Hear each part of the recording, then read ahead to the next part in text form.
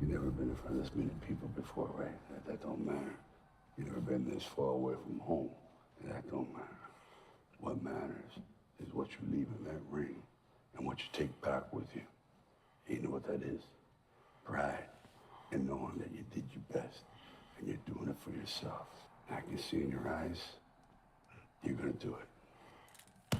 Let's go now. All right, guys, it's time. Let's go to the championship.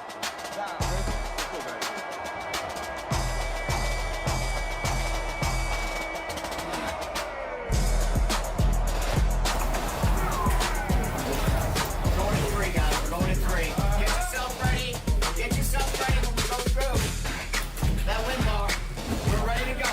Yes, sir. Get yourself ready. They gotta see us, dog.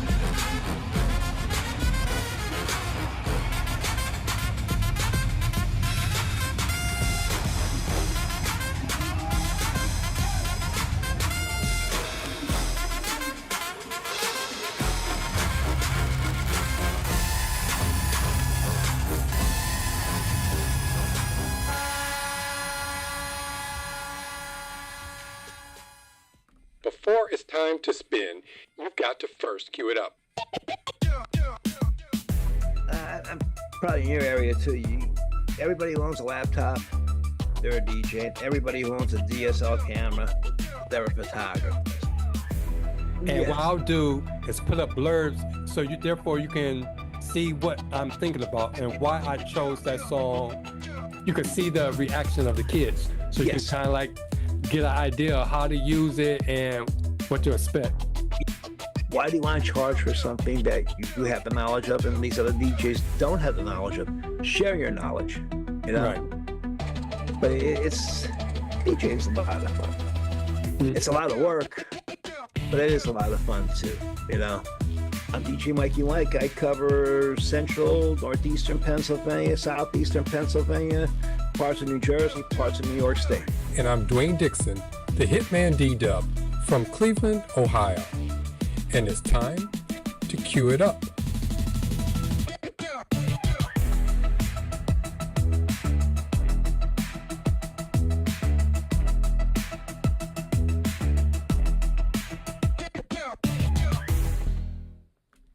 Okay, what's up everyone, and welcome to another episode of the Cue It Up DJ podcast with me, the HitmanDDub, and my friend djmikiemike. And I see DJ Donna Blend is in the chat. Hello, Donna Blend. And this is a podcast for all DJs, no matter what your skill level is. We're here to connect, learn, and grow from pro tips to real talk. We're here to support and celebrate the DJ community. On last episode, we talked about our inner circle. And here are 3 key takeaways from last episode. It is protect your energy, brand, and reputation. Not everyone deserves a spot in your DJ booth. keep your circle lean, focused, and aligned. I think the main thing that we kept going back to over and over throughout the night was not that one. How can I get off of this one? Boom, boom, boom, boom, boom. That guy. The stuck in the DJ in their ways. Not just stuck in the past, but stuck in their ways. That was the main takeaway. Remember, you can only control yourself and not someone else. And if you do that, then you should you should be able to live your life more peacefully and not stressed out of worrying about what other people are doing. And Buddy's in the chat. I see him. We're going to be nice tonight, you two. Okay. And tonight, we're talking about Jock Jamz, DJing sports, a fitness club, or races. On the show, we try to talk about more because a lot of our inner circle, our DJ friends do like weddings, or they might do small parties or corporate events. But there's other means of earning some income. It might not be as much as the wedding and corporate DJs, but it's still money on the side that you can do. And you can do that by either DJing at a fitness club or at a sporting event.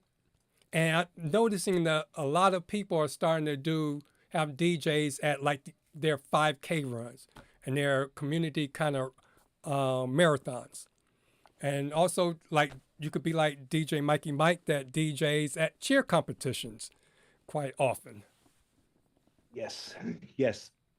They are a lot of fun, depending on what type of cheer competition it is. It could be the Pee Wee football teams, and they can start at 8 o'clock in the morning and run to 5, 6 o'clock in the afternoon, or early evening, I could say. Or you could be doing just a high school cheer competition, and they only run maybe about an hour.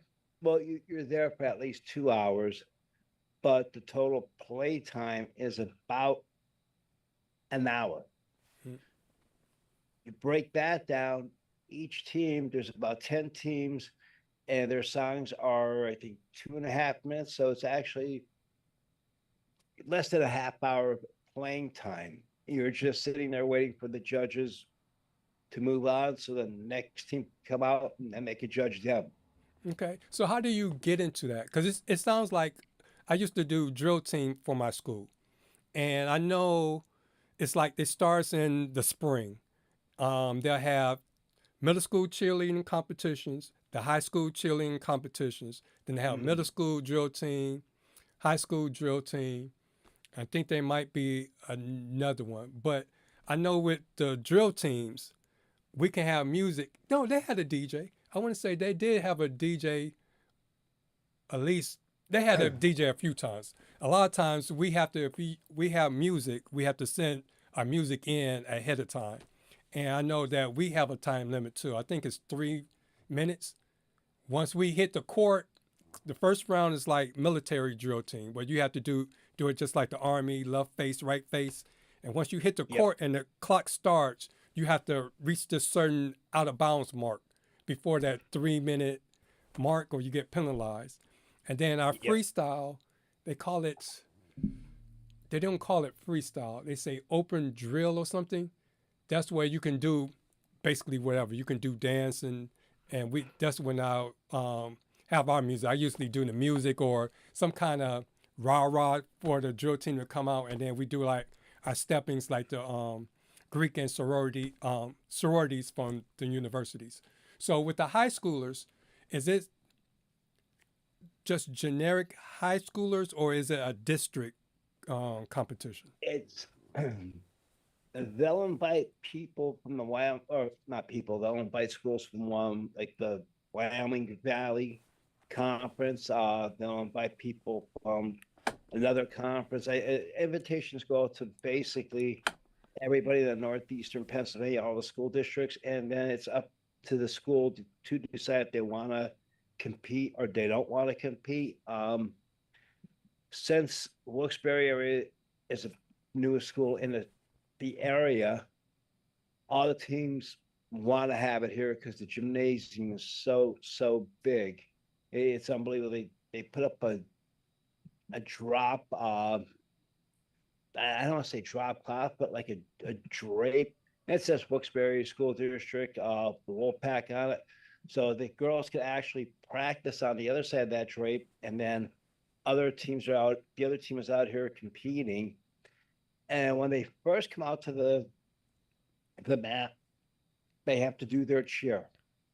That cheer takes, I think that one's 2.5 minutes also. Then they all get in position. And then usually the coach will give me a thumbs up. Then I start the music. They have 2.5 minutes to do their routine. It's their dance routine. Once that's over, the music stops. I knock that song right off deck A or deck B, whatever I'm using.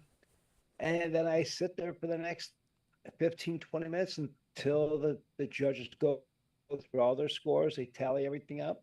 Then they put that out to the side. And then they'll have the next team come up. Again, you sit there, you wait till they get done with their cheer. Then they go into the music, the dance part of their routine. Then you play the music again. But one thing that I told the gentleman who runs the competition, who was actually one of the principals at the high school, I said, one thing that they have to do is they have to supply me with the original MP3 from whoever they bought it from. So whoever creates that MP3 for them, which it all has to be licensed because, it's you're doing a cheer competition. And I know they're very tough on those rules. All that music has to be licensed because if somebody videotapes it and they put it on YouTube or Facebook or any social media and they hear that and you didn't purchase it, you more or less stole it off them or whatever, that school's in a lot of trouble. And then it's not me that could get in trouble. They're the ones who got the music for me. So I'm just playing what they got. That's all. But it's quite unique, the songs that they pick for them. And I mean, you talk about quick mixing. This is 1,000 times quicker than quick mixing. It's like boom, boom. Sometimes there might be only 3 or 4 words to that song, and then they're going to a different song. Then they're going to another song. And then there might be 10 songs in that matter of 2.5 minutes, if not more. Then also they do a shout out. Whoever created that mix does a shout out. All right, Wilkes-Barre Wolfpack or Hanover Hawkeyes or Nanticoke Trojans, which is, this way all the guests that are there knows exactly what team is out there cheering. But I mean, you see the team coming out and you basically know who's on that team because they'll except for Hanover, they'll have a big H on their shirt, on their girls, their jersey or their top. Wilkes-Barre Wolfpack will have WB on it, and they'll have the Wolfpack insignia. The one Jeepers, Delaware Valley, when they come out, you think it's Penn State because they're blue and white. And they don't have Penn State across here, but just the blue and white top and bottom. So it's quite unique how they do it. I love doing the high school competition because you get there about an hour and a half early, you set up, you sit there, you walk around. I bring my microphone just in case I have to make an announcement. Well, somebody left their lights on, or somebody did this, or somebody did that, or they might be looking for somebody in the crowd. But that's basically it. The principal who runs a cheer competition, he's out there on center mat and he announces the next team coming out. Then he'll come back out on the mat and he'll say, all right, let's hear it for the Wilkes-Barre area Wolfpack cheer team. Or let's hear it for the Walpampack cheer team, after the end of their dance routine. Now, going from that to the Pee Wee football, again, I tell all the I tell the person who's running it, this is what I need. I need the MP3. My system does not have a CD player in it, and I'm not going to bring an external CD player with me because I learned a hard thing in the past. The coaches get this MP3 where they bought it from, and they bring it up in iTunes or Audacity or whatever they want to bring it up in, and they're adjusting it to make it louder or make an echo in it or alter it in some kind of way. Then they save it, and they may not save it as an MP3, and then they don't realize until too late. And the one gentleman, he saved his file, but then he named it .mp3. So the song, the disc would not play for me. And I went in to do a little investigation on the song, and turned out it was some other type of file that my Mac would not play for nothing. So the name of the file was called .mp3? Well, no, it was say Plains Yankees, right? The name of their team, and then whatever they're going to dance to. And this gentleman put Plains Yankees .mp3. That's where he messed up, because now the computer's seen it .mp3. Well, no, it wasn't even an MP3 file. After I hit, about this file, it was actually he just put a .mp3 on the end of it, and it might have been a .zzz file. I'm just making up a name right now. So he just basically named the file. It wasn't saved as that file. Yes, exactly. And he argued with me. He told me, I'm a DJ. I know it's an MP3 file. I said, listen, I have my Mac and I have my PC here with me. And at that time, my older Mac had a disk drive in it, and so did my older PC. It wasn't playing either one. And I tried bringing it up in Audacity. It wouldn't even import into Audacity. I said, listen, sir, this is not a .mp3 file. You made this file on your own. Here's the date. You said you purchased it on this date, but here's the date this file was actually created, that you edited it on, say, June 14th, because the competition was June 16th. And the actual file was done in May, so they could practice for a month. But he insisted, no, Mike, you're wrong. So he said, all right, I'm going to run back to my house. I'll get the original of this. So when he did, I put that one in, and I showed him. I said, now look it. This comes up. It's a .mp3 file. Over here on my PC, I put it in there. It's a .mp3 file. It played. It played perfect. He's like, oh, man, I didn't think you would have noticed that. I'm like, dude, you can't be messing with the files just because you want to make it louder. You're not making it louder. You're just going to kill that file, because all I looked at when I pulled up in Audacity or pulled up in Virtual DJ, all it was is just this big blue or whatever color bar going across. There was no valleys and hills and valleys. It was just one big straight bar going across, because he knocked up the volume right to the maximum. So it was like, you try to talk to people and they just don't want to listen. And at least he lived close enough that he was able to get the original CD from me. So now it's like, I don't even mess with CDs. I want the original MP3 that was right from the company. I don't want an MP3 that you adjusted or you altered in any way or form. 2 years ago, I had the one coach telling me that I sped up their music. And I showed her. So listen, I said, I did not speed up your music. It's a 133 BPM. I said, that's what it is. Now look, here it is. I don't have nothing in deck A. I drop it in deck B. It's 133 BPM. Now if I throw I just pulled a song out that was like 84 BPM, and I dropped it in. So, try and match the beat on it. I said, now look at that bit adjusted, but this is going to be slower. If I put something in there that's higher than 133, it's going to try to adjust it to higher than that. But I said, as you can see, I don't have nothing in deck A. For every team, deck A is left open. I run through every file a week. They have to have everything to me 2 weeks before the competition.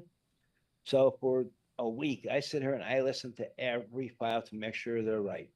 So there's no possible way, there's no errors, there's nothing that I'm doing to speed up the music or slow the music down.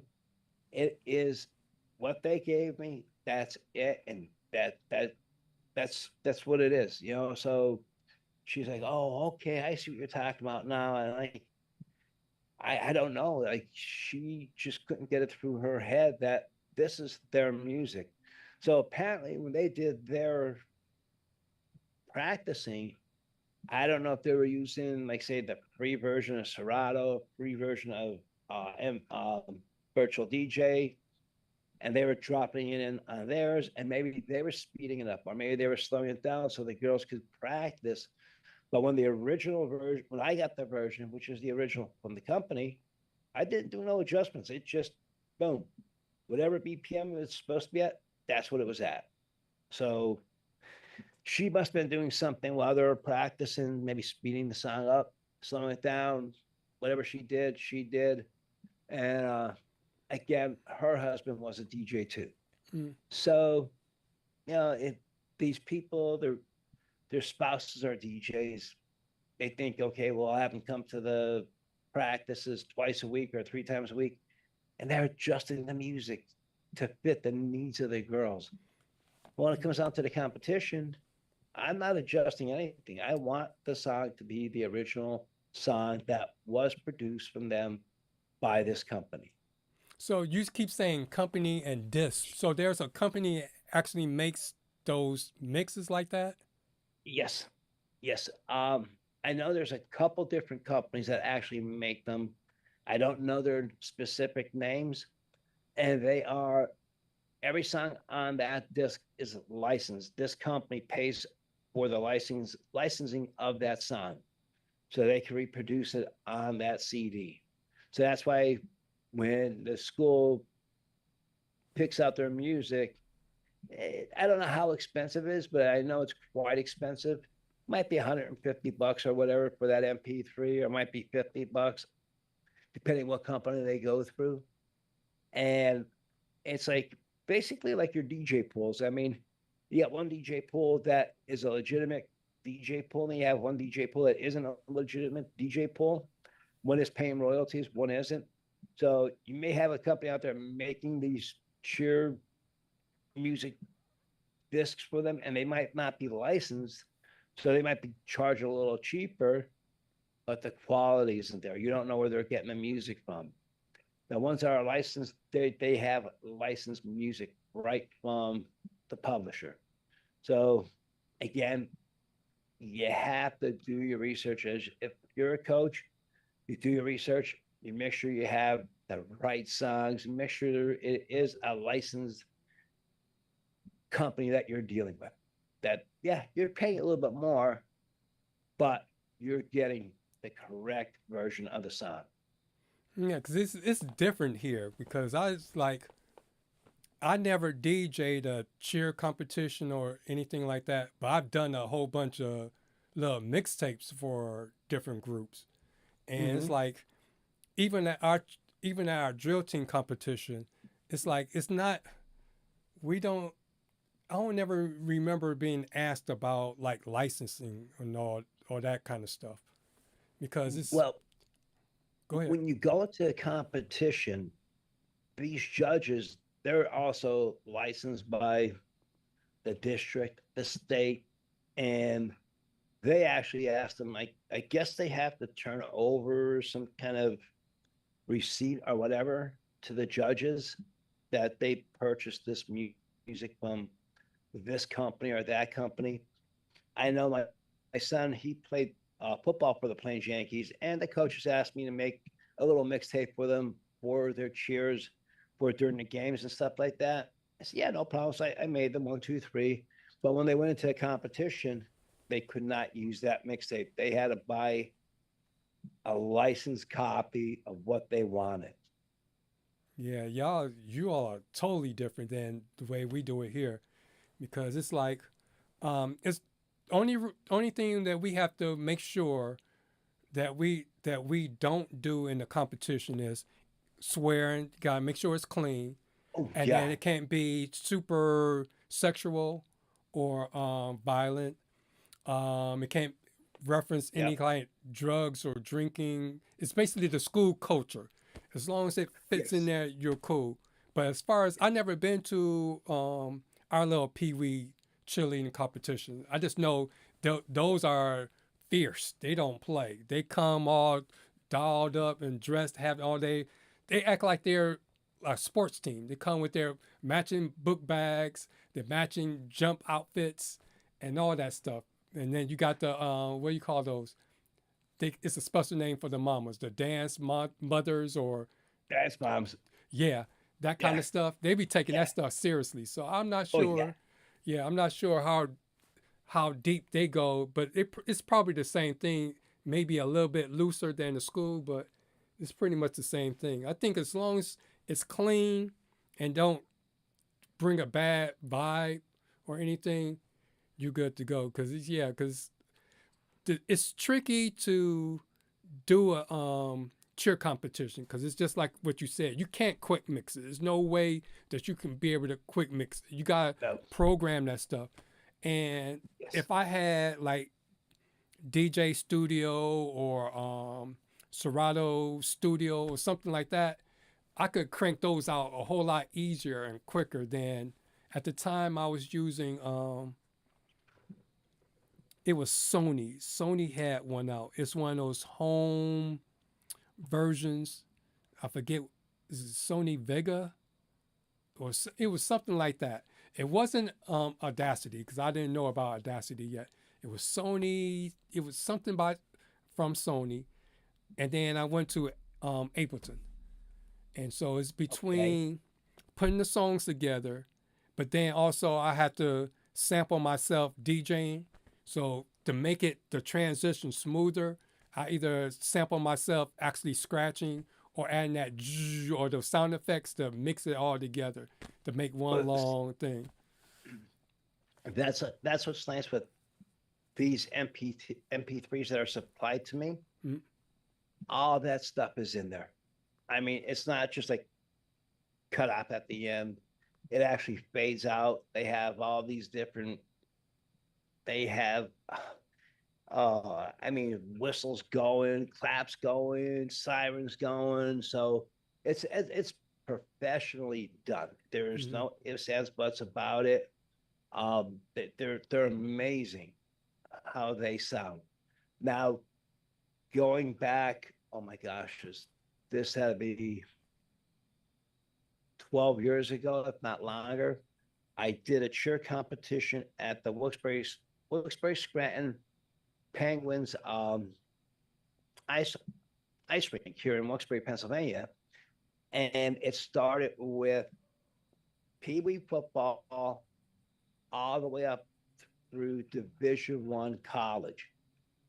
And I will tell you, like, you see these little girls, they're doing their cheers, and then you see like the D team, they're only like 6 years old, then the B team is like 10 years old, then the A team is like 12 years old, then it's junior high, then high school, then you have Division III, Division II, and then when the Division I teams come out, I mean, you want to see some serious cheering and some serious gymnastics. It's unbelievable.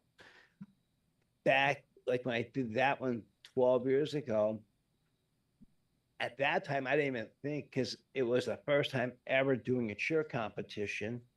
So I didn't even think about asking for MP3s. The man who was running it, he told me, Mike, he said, they'll send you all the discs. You'll have all the discs, or they're going to bring them here that day. I said, okay. So, well, I'd rather have them in hand well prior to the competition. Well, there was about 4 teams that handed me the tapes, the CDs that day. and I had my Mac. It was a white shell Mac. I think it was a 2004, 2005. Then I had my PC, which was a HP. Then I had my Newmark HD mixer. And I don't know if you ever heard of one of them. You have to look it up. It's an amazing piece of equipment that Newmark put out. It has its own internal hard drive. It has two DVD players, which either play DVDs or CDs. Either one of the two will play. What you gotta do is download this one program. It's called My Library, and every time you add songs to this, you have to reanalyze this drive. And the largest drive you can put in it is 1 terabyte, which, that sounded, well, that was a lot back in the day, 12, 13 years ago. You think, how am I going to fill up 1 terabyte? But today, you fill it up 1, 2, 3. So the one team supplied me with a CD, and I put it in my Mac. That's what I was using. It wouldn't load in my Mac. I put it in my PC. It wouldn't load in my PC. And at that time, Audacity was only made for a PC. So pulled it up and I tried to drop it in Audacity. No go. So I took the DVD, and yeah, it was supplied to me on a DVD. It wasn't supplied to me on a CD. And I stuck it in this Newmark HD mixer, and it read it. I was like, oh, good. We got there, cheer for them. So the team was all happy. The coach, again, made a mistake. She took it into some program, and she tried to reanalyze or do whatever she wanted to do to the song, which is only 2.5 minutes. You paid whatever amount of money, say 50, $100 for this 2.5 minute mix. Why are you messing with the file? Let it be. That's it. You don't go putting reverb in it or echo in it or trying to doctor it up anyway, trying to make it louder. It ain't gonna work. Just give me the original file, and that's gonna work perfectly fine for you. But that was my experience in DJing from Pee Wee football through high school, through Division I, Division II, Division III, college. And like I said, Division I, these people are so athletic, it's unbelievable. I mean, I sat there in awe seeing them do their flips and jumps, and they were remarkable what they did. It truly athletic. It was unbelievable. Okay. I have put a question in the chat. Again, this is an interactive kind of podcast where we just don't do all the talking. We like to hear from you all. We're going to transition into Jock Jamz.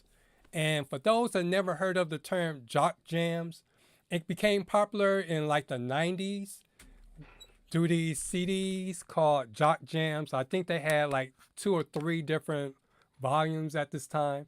And I'm looking at some of these songs, and I'm noticing these songs still is relevant today.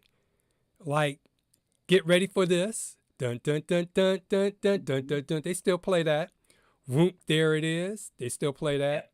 Let's Strike It Up. Da, da, da, da. They still play that. Yeah. Tootsie Roll, you still hear that going. Oh, God, yeah. Come, baby, come, come. That one.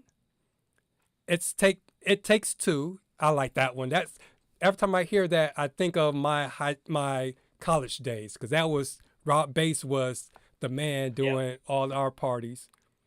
Gonna Make You Sweat by CC, Music Factory.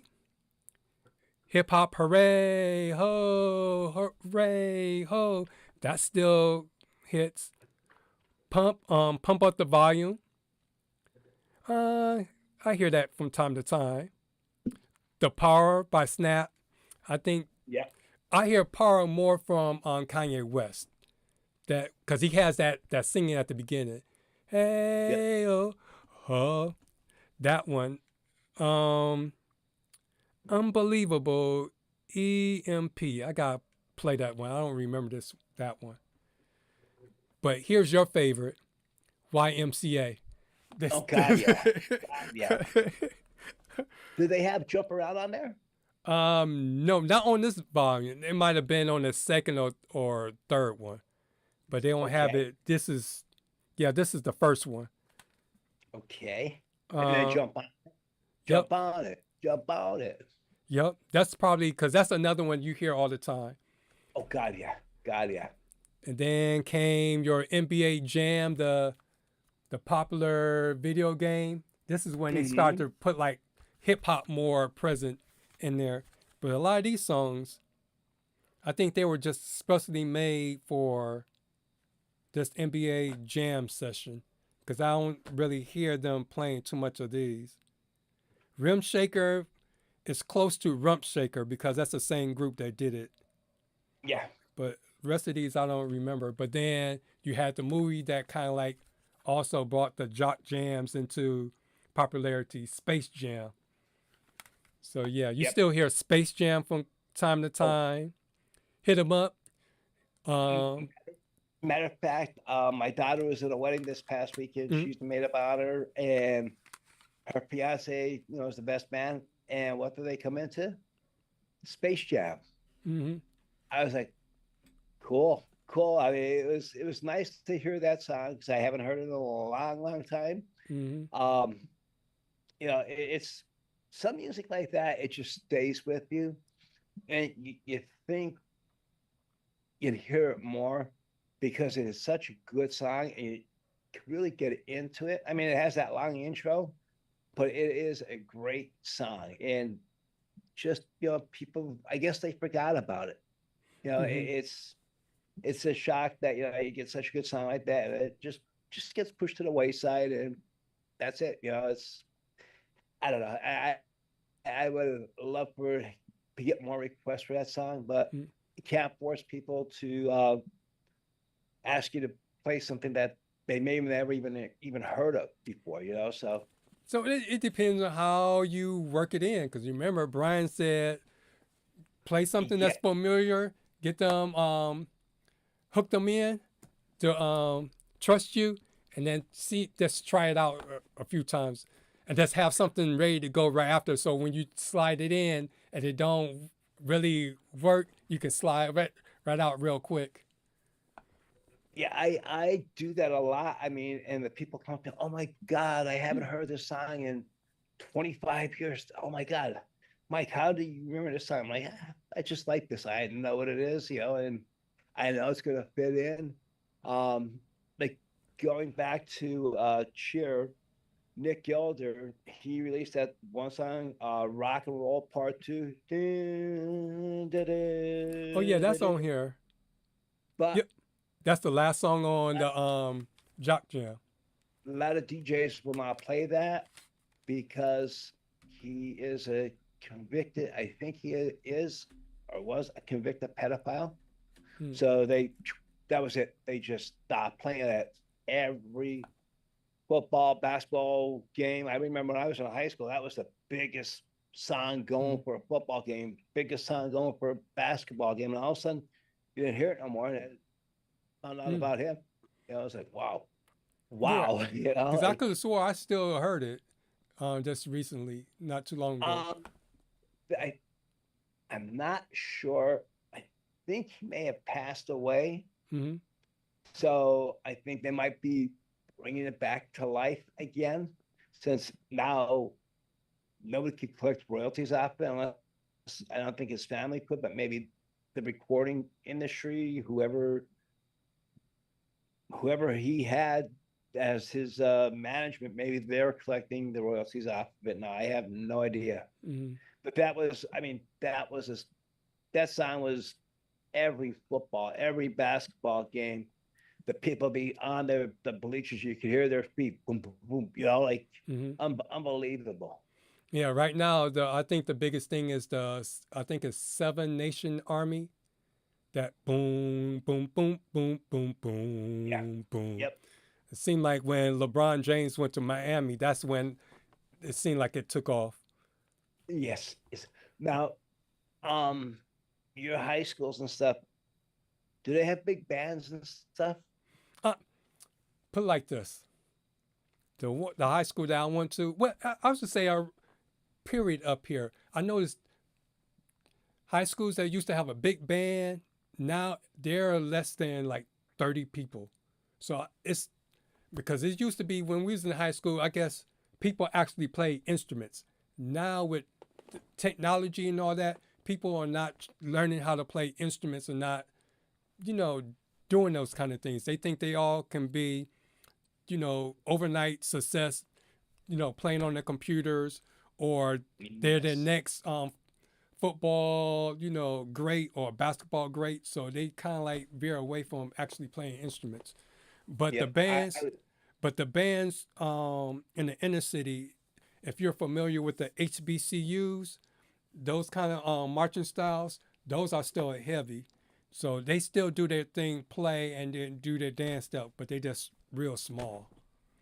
I know going back, like when I was in high school, I started high school in the 70s, and you had your strutters, oh yeah, your cheerleaders, strutters, majorette, color guard. You had your band. The band took up one whole section of the bleachers, just like for football. Then the other section was your strutters. The other section was color guard and majorettes.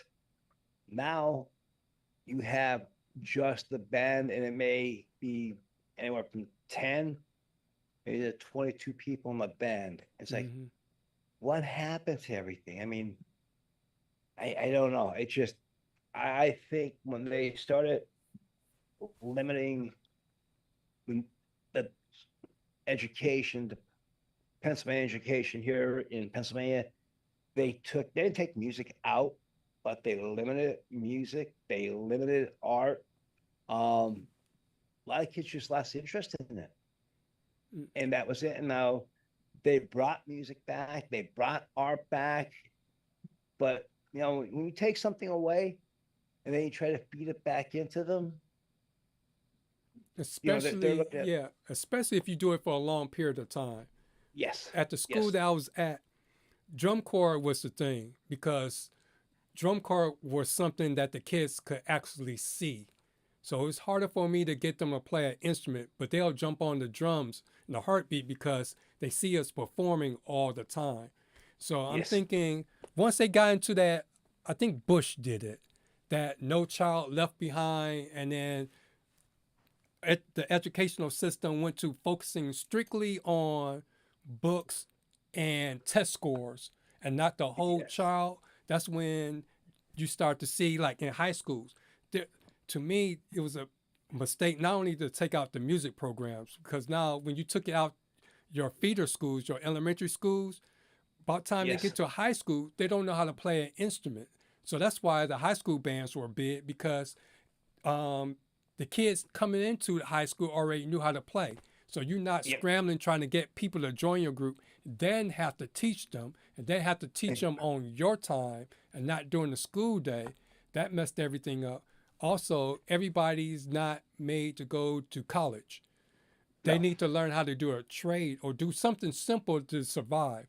And Yes. because they did all these changing and focusing more on test scores and stuff, a lot of those programs fell to the side. So you have a lot of kids that stuff that you think that came easy or natural to us, they don't do anymore. Like how to do little simple stuff, working on cars or fixing stuff around the house or cooking or sewing, little life skills. They lost that because that the whole educational system changed focus. Yes. Now here in Pennsylvania, they took out cursive writing. Yep. And very good friend of mine, his son was the first class that they took cursive writing out. So when he got to seventh grade, his math teacher was writing everything on the blackboard in cursive writing. Now the kid in sixth grade, that's when they started like your honor roll and stuff like that. So he made honors in sixth grade. He 4.0 average. Goes to seventh grade. His highest test score was maybe like a 22. But the teacher I think was wrong because when you have kids that are on the honor roll in sixth grade, and now you get them because this is a specialized math class, and you get them in your class, and all of a sudden you get everybody that was like in the honor system or honor roll, whatever you called it, and they get over to seventh grade, and all of a sudden they go from an A down to the 20s, and not just one student, but the whole class. You guess the teacher should have sat back and said, well, what's going on? Why aren't these kids learning? There's something going on here. So she called a meeting with each student, with their parents, and my buddy's son he said, Dad, I just don't understand. And he goes, Sean, what do you mean you don't understand? And so he asked the teacher, he says, I'll just say Miss Vincent. Miss Vincent, can you please show my dad and mom what you do during the daytime? So she did. She went up to the board. It was a simple algebra, and she wrote it out. See that, Dad? I don't know what that is. And he's like, Sean, are you that dumb? And he's like, no, Dad, I don't understand that. But at the same time, he's not dumb. It's a system dumb. Because once again, because I'm dealing with that with my granddaughter, they got this, it's called new math. That's what it's called. New math is it's the dumbest thing imaginable. I'm like, so what happens? They teach them this new math. They don't grasp the basic concepts, and then you pass them on. And then once they get into the hard stuff like algebra and all the other stuff, they don't know how to add, multiply, or divide, or do division. So therefore, they're lost. So it's the system. It's not the person that's dumb. Because I'm like, why can't they? Because with my granddaughter, I had her like use pennies, marbles, whatever, count. If you have 10 marbles and you take away 4, how many marbles would you have left? But they don't want them to do that. They want them to draw these little trees and all this other stuff and do all this stuff on their arm. I'm like, that is so dumb.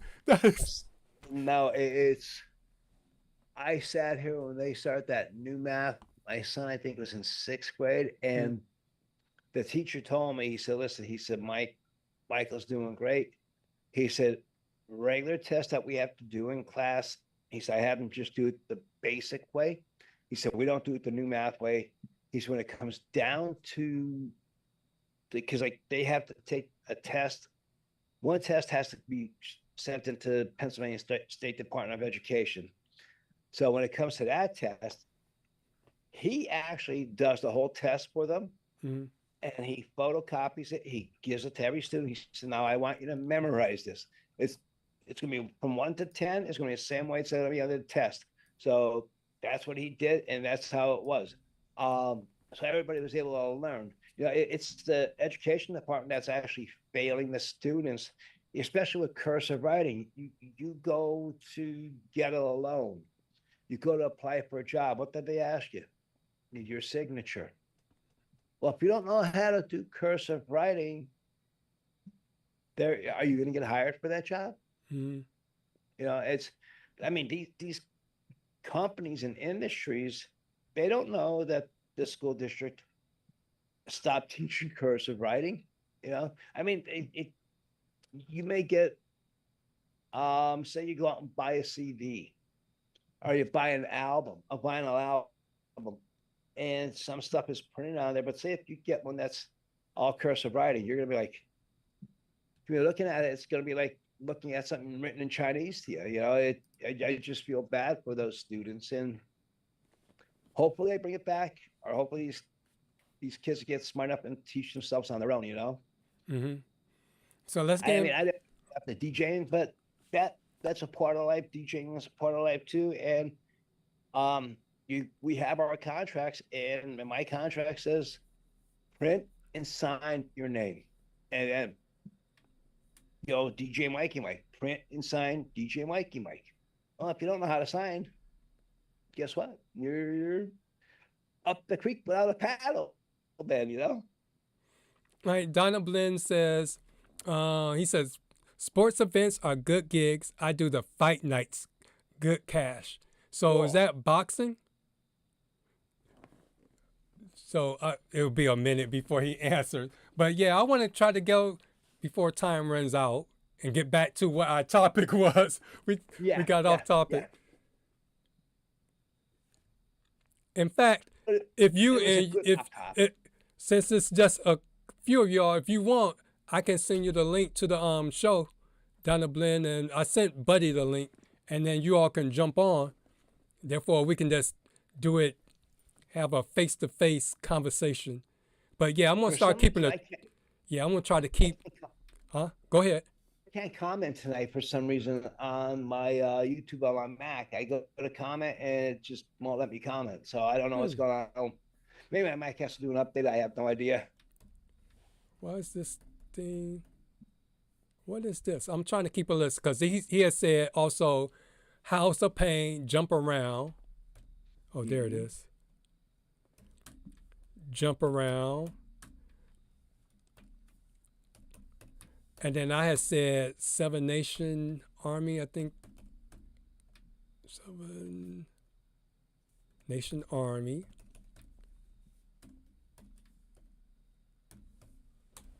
What about We Will Rock Jump on You? it.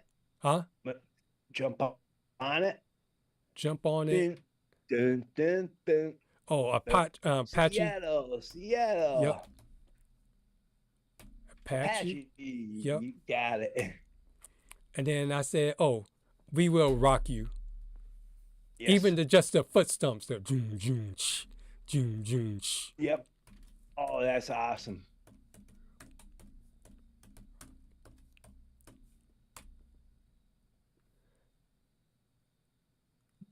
All right. And then what's another one? The theme from Rocky? That's what I was going to say. And what they do, what the Cavaliers would do, when there's crunch time and the game is close, they get them pump up. They start with the video of Rocky sitting next to the bed of Adrian, which she just had the baby. Mm-hmm. And she says, come here. He says, what?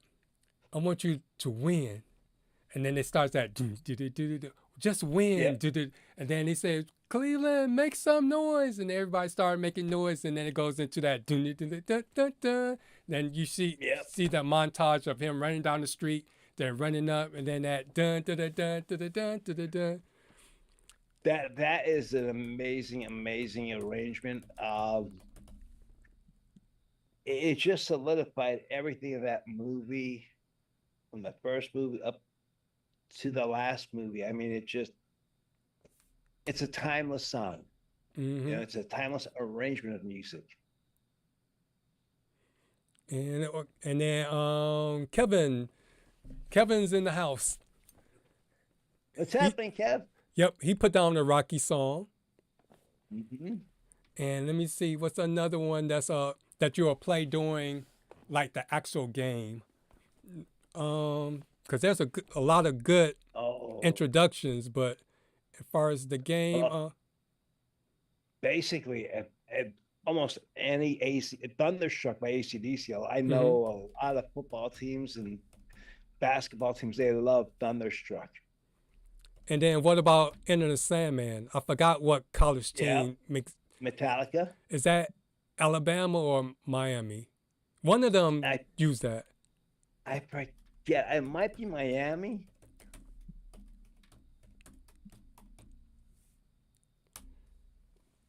So we got Enter the Sandman.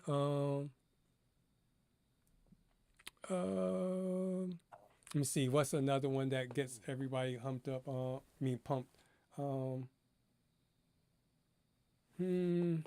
Jump Around, Seven Nations, Apache. See, when you hit 60, you get these brain farts, and I am having one right now. Mortal Kombat. That dun dun dun dun dun dun dun. Yep.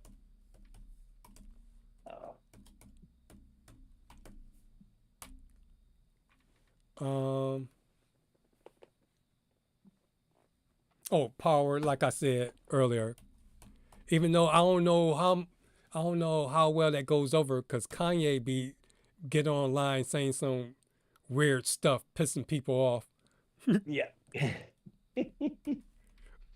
Black Eyed Peas has one. Yeah.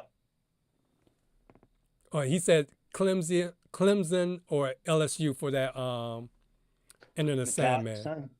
Okay. Powered by Kanye. I know going back, like when my daughter was a junior, like sophomore, junior year, and senior in high school, with a basketball team, they loved Sexy and I Know It. MFAO.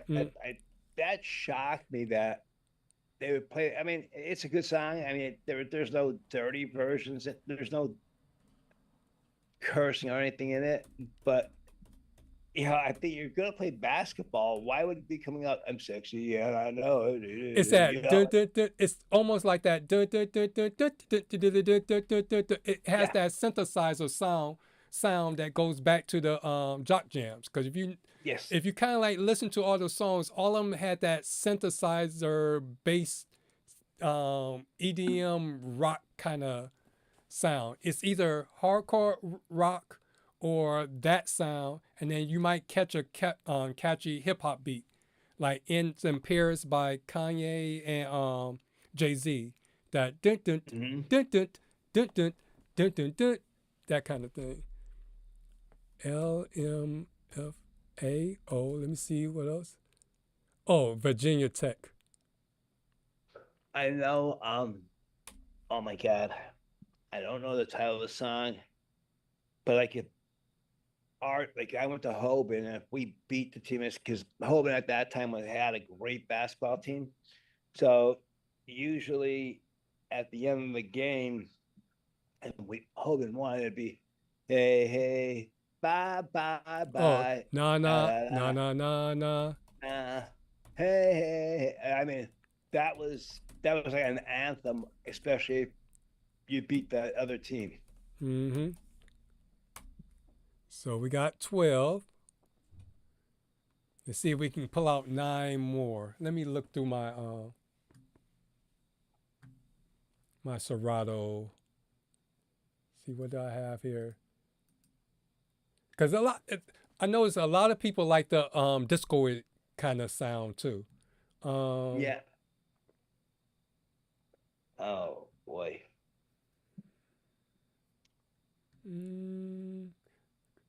No, not any of those. You said Jump Around, House of Pain. Yeah.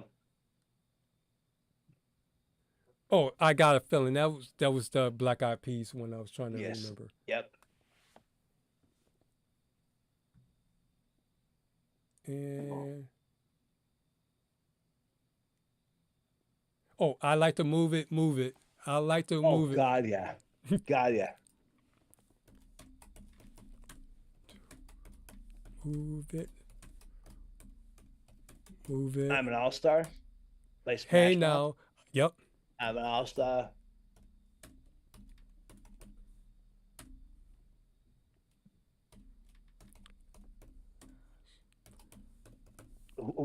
Honestly, this sounds weird, but one of the big songs for us when I was in high school, and especially for basketball season, I don't know why for basketball season, because you think they would have it during the month of October. It was the theme song for the Avs family. They play that at every like home game, and I'm like, why would you be playing this? But they did. Oh You yeah, know, because it works. Any song that requires them to stump or snap, they'll do it. Da-da-da, da-da-da. Or Car Wars. Doom, doom, Yeah. doom, Oh, doom, yeah, doom, yeah. doom. Clap, doom. Yep. So That Car Wash, that's another one that was always played. Oh, Kevin Trying to said, think. "Let's get ready to rumble." yeah. Oh, yeah. Like I said, Nick Gilder, Rock and Roll Part 2. That was, you could put that one in because that was actually, I would say that'd be number 1. You know, because that was an amazing, amazing song. They They can't even say they wore out the tape. I mean, they shredded the tape on that one because that's how much it was played. There is a Rock and Roll Part 1, but the Part 2 is the one that's really the banger out of all of them. So we at 14. Let's see if we can get 6 more. Okay. Go to my other go-tos. Because me personally, I also like Born for This by, let me see who. 7 Kings, I believe that's what it is. Okay. Born for This. I'll play a snippet of it. I don't think I'll get it. Let's see, it goes. I mean, it was like. Something's coming. Yep. Yep. Yes. And it goes into the rock. It's amazing how you had these songs. Like I said, I started high school in the 70s, and they're still playing these songs today. Mm-hmm. For the high school bands, or for the high school sports, and even for the college, and even for professional sports, it's truly amazing how that late 70s to mid 80s, like rock synthesizer music really took off and became a staple for sports teams. I mean, it was unbelievable. Cause I'm trying to think of I'm trying to think of the one that they play a lot. Red Hot Chili Peppers song. Welcome to the Jungle is another one. Oh yeah, God, yeah. But there's a Red Hot Chili Peppers because they did a cover of a song. Welcome to the.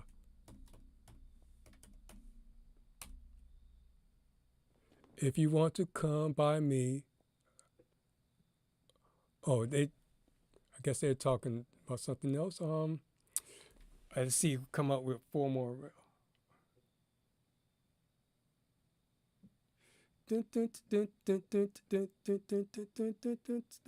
No.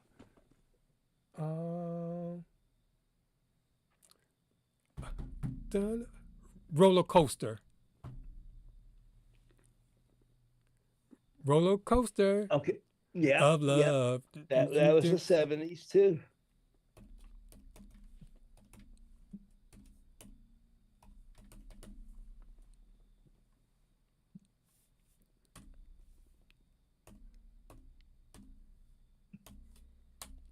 Let me see, what else do they play during like. Let's get ready to rumble.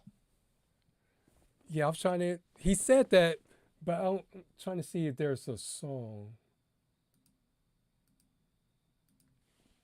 Or is that the Michael? What's his name? Because it's on here. Michael. Let's get ready. Yeah. To rumble. I think that's all it is basically. But then I think there is some music to it also. Yeah. Michael Buford. Okay. But then if they playing the Jock Jamz, they went right into that "Get Ready for This." Bum bum bum bum. Yep. So I'll put that there. Let's get ready to rumble. Where's my?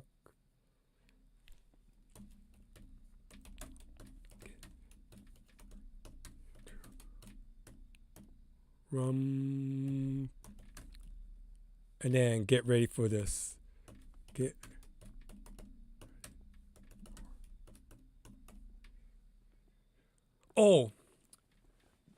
From Ferris Bueller. You'd be like, oh yeah. Yeah. Yep. Oh my God, what's in this song? Let me see. Yeah. Oh my gosh, Soundtrack. Let me And I just watched a special on YouTube Yellow. about. Yeah, Oh Yeah by Yellow. Okay. That's why it's nice to tag your songs with like soundtracks or little extra stuff. So when you have that brain Yep. fart, you can just type in the words. You be like, "What's that movie? Ferris Bueller or something?" Type in that word, and that song come up. See, when in my virtual DJ, Hmm. I have my my one crate folder, whatever you want to call it. It's Mhm. just it's movie soundtracks. So every album in there is from a different movie. So Hey, you can buddy. really, hey bud, what's happening, sir? So I guess you're not scared to come and talk songs with us now. Going back and forth with a couple of things, plus some football going on tonight. There's all this stuff going on, and I'm like, you guys look a little bored here. Plus, What happened? The receiver went down the first quarter. It looked like he caught the touchdown pass, but he came down on his shoulder. I don't know if he broke his collarbone or dislocated his shoulder. last time I saw it is he went into the locker room for the Packers, which not sound bad as a Bears fan. I don't want to see any football player get hurt. Exactly. But as a Bears fan, I'm like, okay, maybe Bears don't play the Packers for a while. Next game this Sunday is Detroit, so that's who I care about. But I'm interested in watching the Packers and watching Washington, because the fact that Washington has been a decent team the past few seasons, so Yes. it's something that looking at them, seeing what they're doing. It's surprising how Washington went from nothing to something, and the Jets went from nothing to still nothing. But I think that the Jets, it's just like the Bears. Ownership has a big part of it, and they need to invest money into the team. If they're not investing money into the team, then they're going to suffer. And ownership has to do that. That's part of it. Just like as a DJ, you need to invest money into your equipment, into your gear, and into your music library, and having enough music that if something happens, you have backup, you have extra, and so forth. Yep. And just like what you guys are talking about with working out and basically music for sports and stuff, like I said before, 90s Eurodance and some freestyle is always my fun stuff, because that's energetic, it's fun music. I enjoy it. I could sing along to it as I'm on a treadmill, but it's whatever gives you energy. Like one of the things Tracy listens to. Tracy's a rocker. Tracy likes Godsmack and Metallica and Shine Down and Slipknot and stuff. So one of the things is Fuel for Metallica. That's like makes her want to run. Mhm. When she's on a treadmill, she hears that song. So it all boils down to what's going to push you and get you going. And the music that drives you and makes you do what you need to do and what you want to do safely is important, because it does add that extra influence and extra power sometimes, even just mentally, adding that push, that air underneath your wings to make you fly.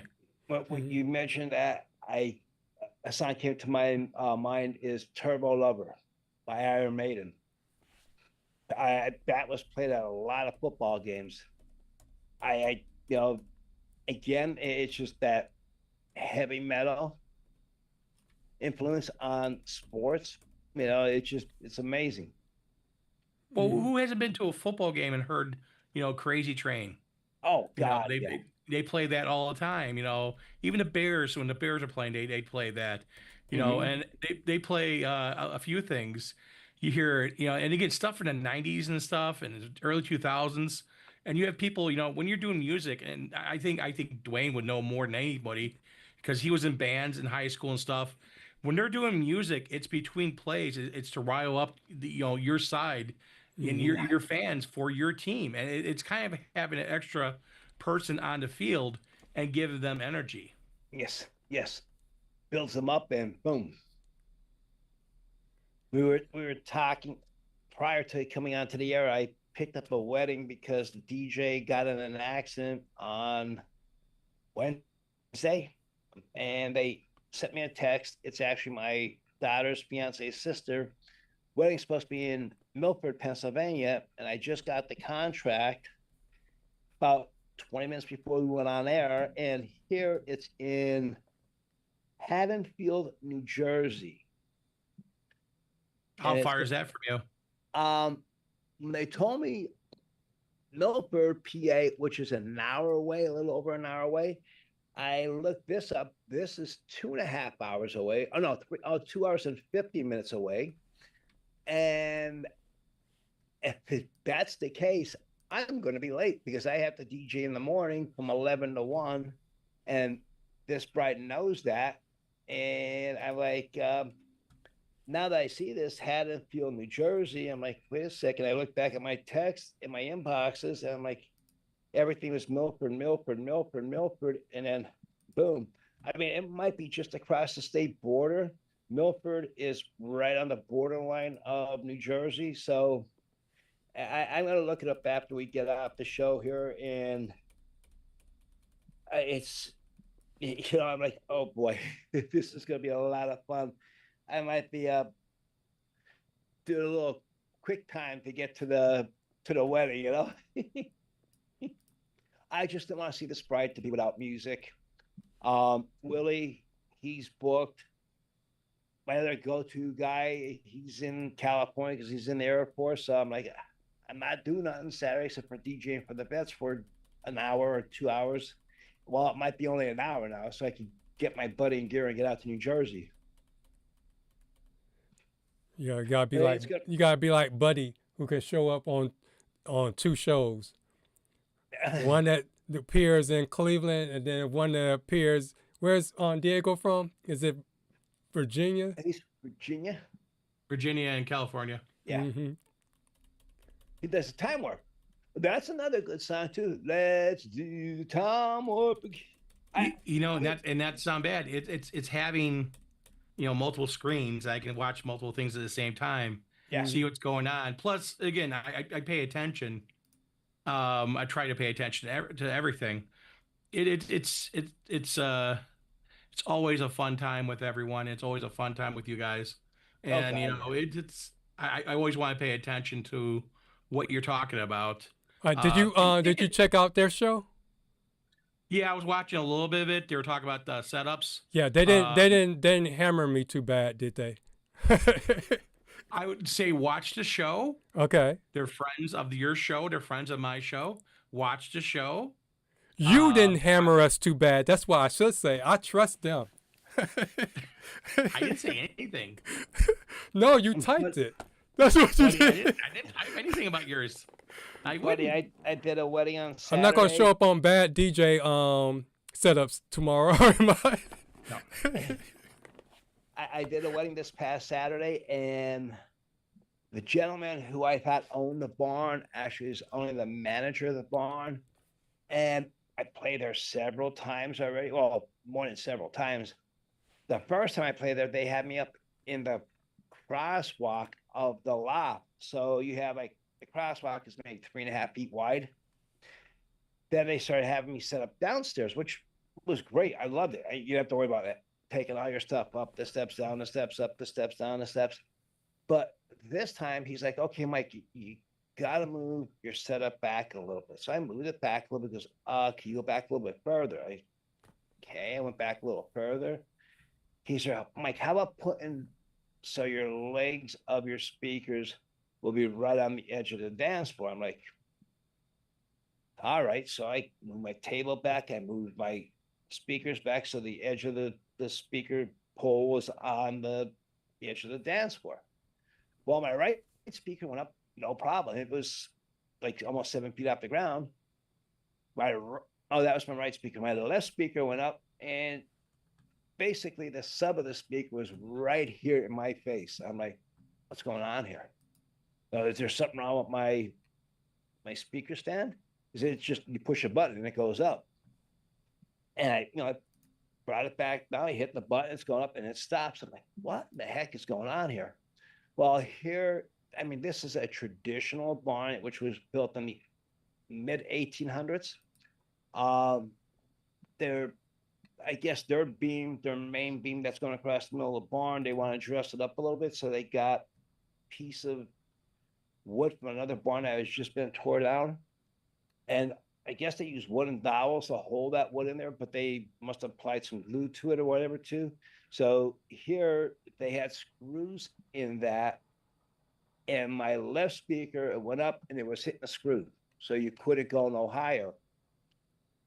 So the manager said, Mike, how about you put the speakers underneath, by you underneath there? I'm like, babe, there's no possible way. I could go, I mean, I didn't even have to lift my hand all the way up. I was like, just my elbow was bent. I was hitting the ceiling. I said, babe, I'll be deaf. The people will not be able to get in front of me here even, because the music will be just hitting them right in the face.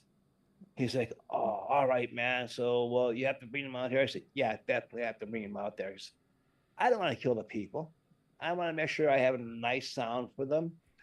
And that's going to be one of our topics one day, is like how some venues just don't understand what a DJ needs, what a photo booth needs. It was a great wedding. My daughter was in the wedding. It was her best friend's wedding, but just, I don't know what this guy was thinking of that night.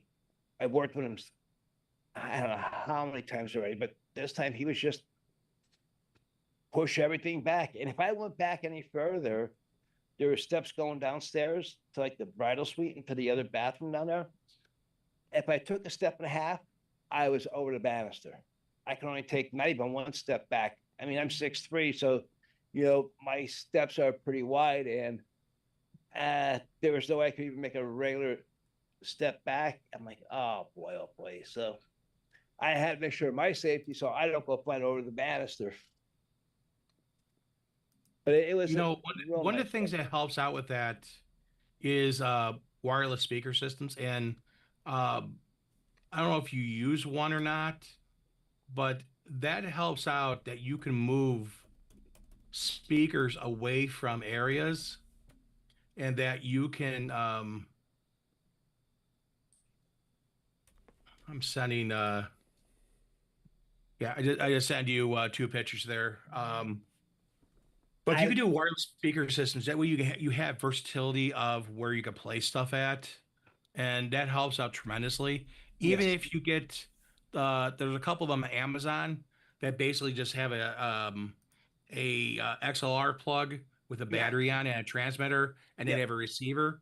I've seen tons of guys talk about. I have not used them. I can't say I use Sennheiser in air, but I would definitely say that probably would help you.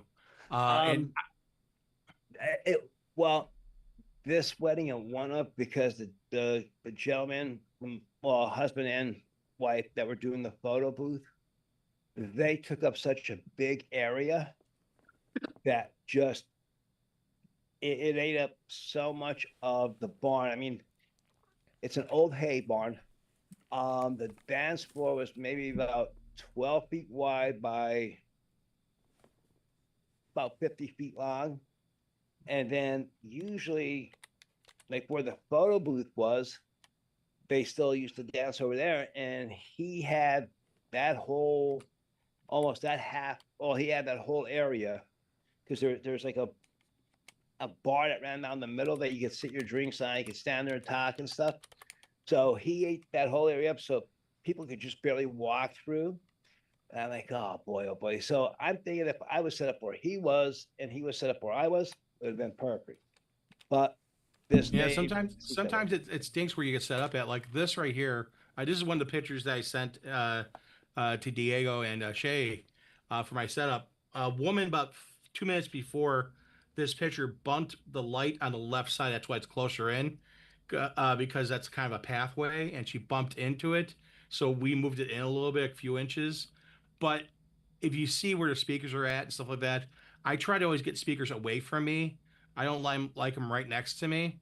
Mm-hmm. And I couldn't go all the way to the edge. Usually I try to go to the edge of the floor to make sure it's, covering area. And I know Diego was saying that he sees cables, and I use tan gaffer tape on it to cover those cables up. So You can see where they're at. It's not 100% Oh, blended, yeah. I but the mean, thing is that they're covered. yeah, it's But safety. it's one of the things that sometimes you gotta deal with, like you're running into for height. And then the wedding I did this past weekend was the other picture I sent Dwayne.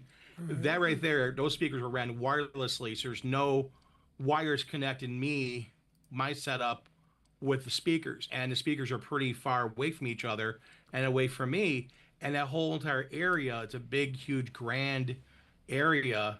It's just filled with sound, and you can I, see where the speakers are at. There's no cables connecting me directly with those, and that's the one nice thing by having that kind of system, that you can place speakers where you need them to be and not have yes. cables. And here's a caveat: the manager of the facility said that I can run cables, because a lot of DJs do this, from my booth up the next to me on the post, up to the second floor, around a banister, and then back down on the other side.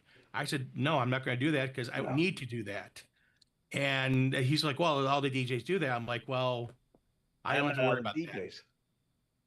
You know, Again, they don't want to invest in equipment, but like before, it's one of the things that I would definitely recommend, if it's not in your toolbox, a way of doing a wireless speaker system yeah, I that have could the help you out tremendously, Mike. I have the X5s and I do use them, but like I said, I worked in this venue before and I did have enough area, which was great. But again, the photo booth guy, he took up so much space. And I think that's what Dave was worried about. Um, I mean, I look at your pictures, I'm like, oh my God, why can't we have venues around here like that? I mean, dance floors here in this area are usually 12 foot by 14 feet. I mean, that's the whole dance floor. And I look at your venues that you're playing on, I'm like, oh my God, the venue I was at is not even a quarter of your room, you know? That I'm gonna that's s- I'm gonna send you one more because I want to show you guys something. When you get a chance to, you should have it in a second or two on Instagram. Um, it's this building was built. The Rookery building is a historic building downtown Chicago. There's tons of historic buildings in downtown Chicago. This was built in the, I want to say, late 1800s. Daniel Burnham, which is a big figure in early Chicago planning, and he's the one that planned the lakefront and a lot of buildings and stuff. His fingerprints are over this building, and he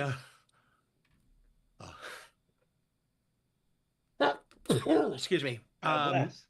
He did a lot with this, I and love this that. grand staircase right there, it goes up to the second floor. All where you see pipe and drape, all that's retail space. And they turn this space over on Saturdays and late Fridays into this big, huge event area. And you can see the two big, huge planters. I uplit those planters. If you look at the stairs, the two beams right there by the stairs, those are uplit. Mm-hmm. I have lighting, a few lighting around. It's not lighting to overpower, it's lighting to add. Yeah, And then those enhance. became dance lights in addition to the Asteras. Yeah, they So you enhance. had the room filled with lighting, and it was pretty intense because the fact that people were dancing and having fun, Mm-hmm. um, and enjoying themselves. But it's one of the things. You go back to the other picture, you can see the lighting there again, still picture. Yep. But it was a lot of fun, and having an opportunity to do venues like that showcases what you could do. Now you can always look at venues like that further out. Like you said, the one place you're going to, 2.5 hours, 3 hours away. That's not a bad thing, because if you don't have in your area a venue like that, you may have when you get closer and closer to New York or to Philly, Yes. or an hour um, to Pittsburgh. That, Those cities right there are bigger, older, and have a lot of stuff.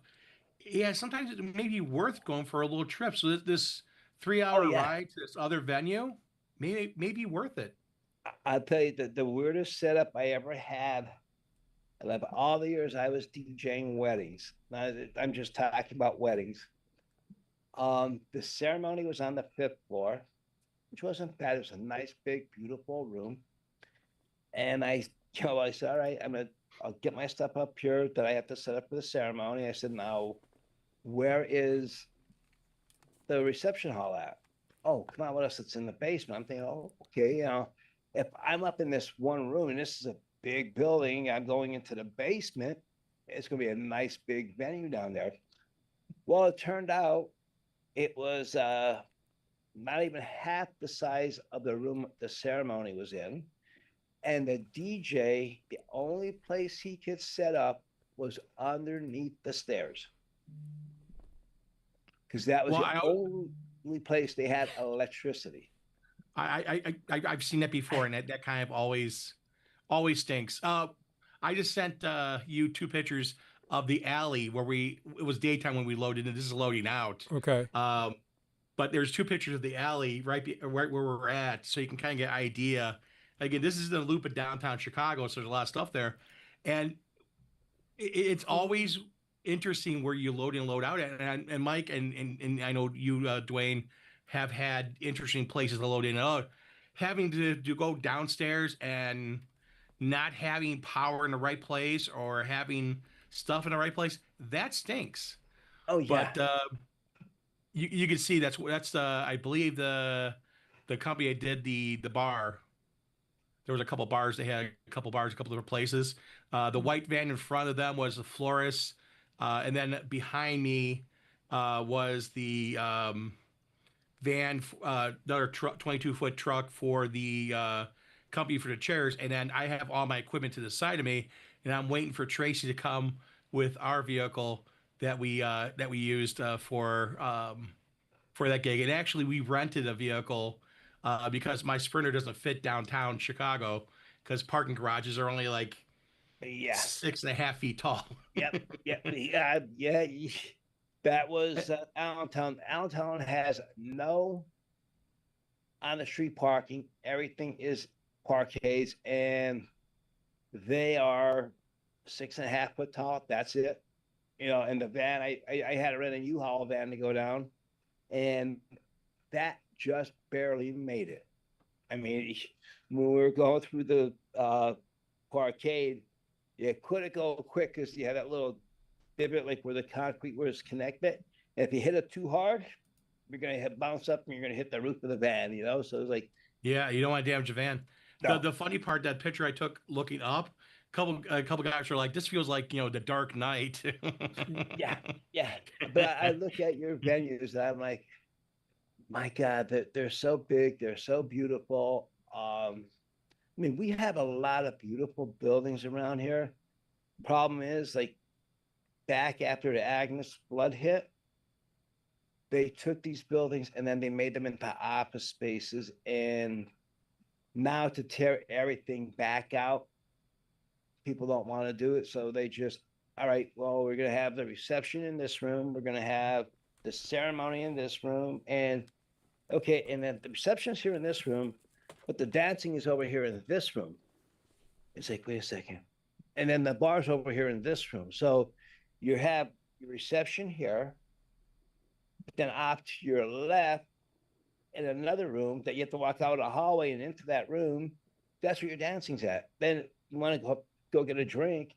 You have to come out of the dance hall, walk down, and then go into another room to go to the bar. It's like, if I owned the venue, I would just clear that out and make it one nice space, because it would be so much more accessible to everybody. That wedding on Saturday, they had 2 bars. They had one, that grand staircase. Underneath the staircase was one bar. Then they had another bar up on the second floor behind me in that other grand twisting staircase area. There's 2 hallways. The hallway that goes to the right goes out to their loading bay, and there's another hallway goes to the left, out onto the street, and behind me is another hallway goes onto the street. So the hallway to my left, that goes further out and goes onto the street.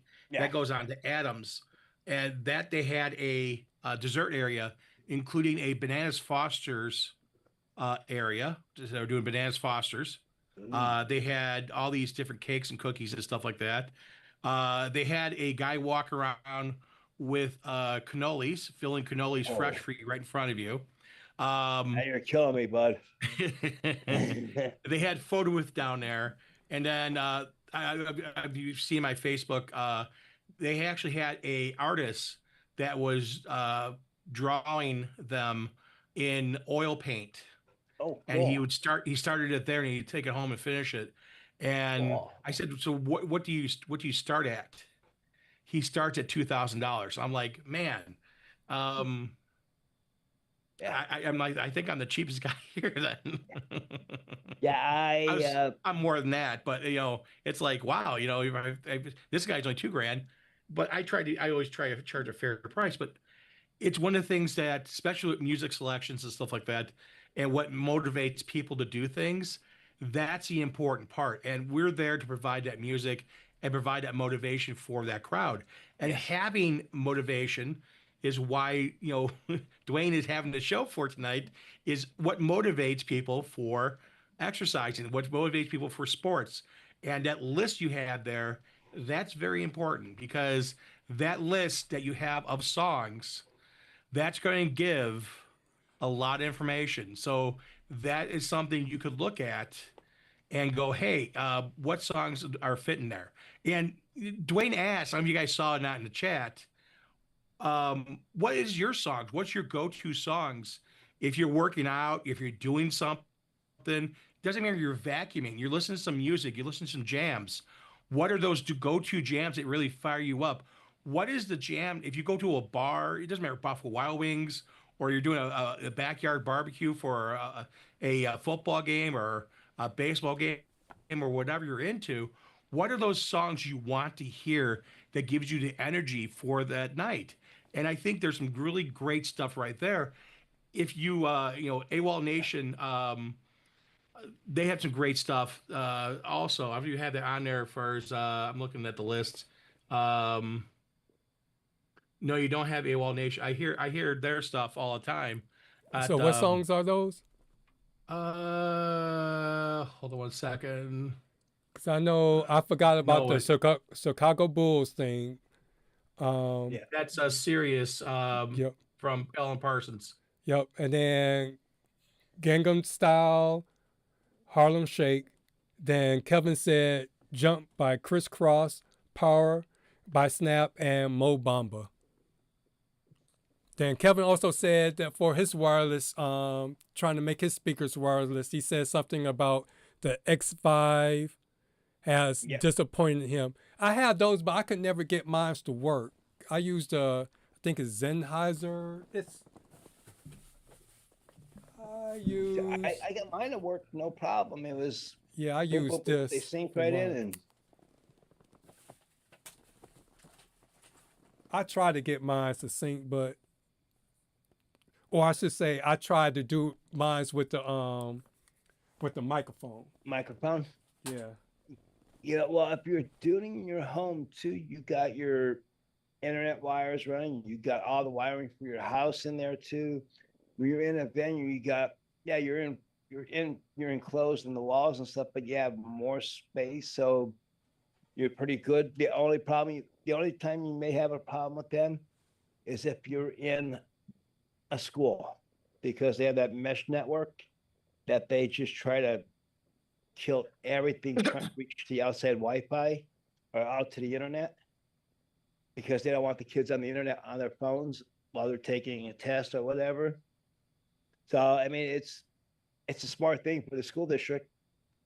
So But it hurts AWOL Nation Sale is one, and then the other one that I'm thinking of is from Kerncraft 400 Zombie Nation. I thought I had that. I don't know if you. I didn't see it. I'll play it because I have that as one of my. There's two different versions of it. There's one that's kind of slower, and there's one that's faster. There's a remix one. That's one you always hear in stadiums. The one you hear, oh, that one right there. That's the remix version. Let me see. What is this one? Oh, I forgot. This is a. No, it's not that one. Zombie Nation. Let me see. Boom. Go up here. Zombie Nation. Oh, It's not this one. yeah. I'm gonna search out this map. This place. That one? Yep, that's the one. Zombie Nation. Kevin, will you talk about your Phoenix weak volume on the receiving and short signal distance? Is that the Phoenix Pro that you have microphones?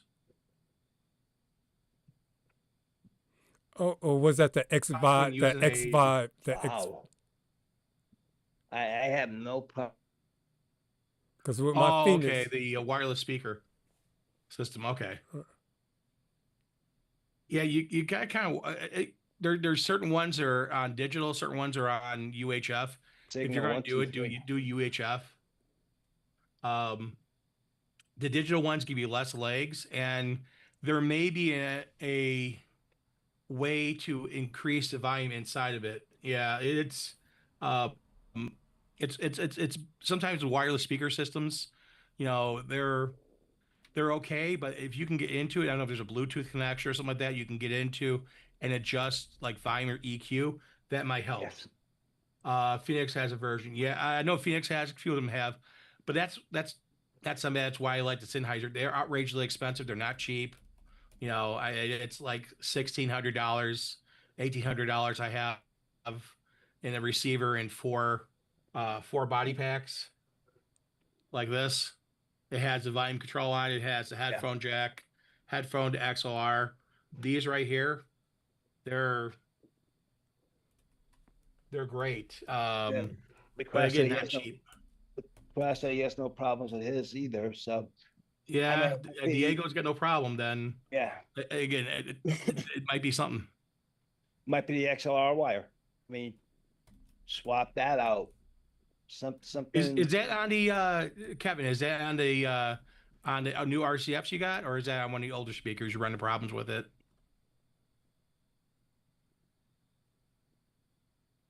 See if you answer that. But Big Fun. Big Fun. I heard of that. Who's that by? DMX.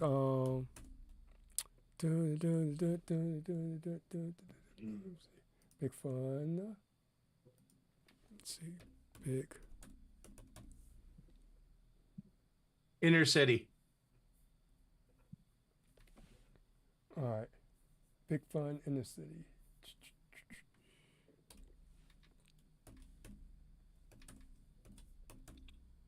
It's funny, a lot of stuff in the 80s and 90s are still very popular for stuff for sporting Sports. events, and Yes. it's all samples of the song, so it's never the whole song. Yes. Used in the Harbinger column. I'm surprised with that because the Harbinger is pretty sensitive column. I'm surprised. I'll tell you what I just got, and I will be using this weekend. I got a set of the Wave 8s from Alpha Theta. I'm looking to try those out this wedding Saturday. So I'm charging them up today. Also on a two-way speaker. Huh. Yeah, that's odd. But I definitely think there's maybe something missing somewhere. And I'm sure you'll figure it out. Not give me a call. I'll always work with you and try and figure it out with you. I like cracking technology. Oh, definitely.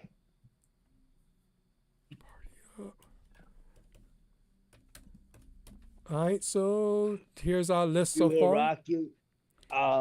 We are the champions. Yeah, Yep, we Queen. rock you up there. Come as you are by Nirvana. We will I rock am the you. Tiger. You got "We Will Rock You" by Queen. Yep, it's up here. Third one, the fourth Yeah. one. We are the champions Apache Rocky's theme. That's by Queen. is it "I'm Gonna Fly." Yeah. I am Rocky's the theme? Tiger. Yep. Dun dun dun dun dun dun dun dun dun. Yeah, I saw Rocky's theme. I think it's Fly Now or I'm going to something like fly. that. And then Calm.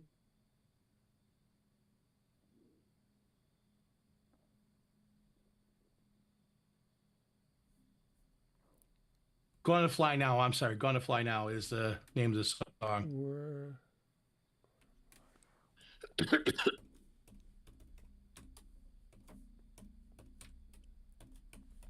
It's like, when people say, the Bulls theme, Mm-hmm. it's Sirius from Alan Parsons Project, which goes into, okay, quick pop quiz for everyone there Mm-hmm. and for you guys, and show of hands, please.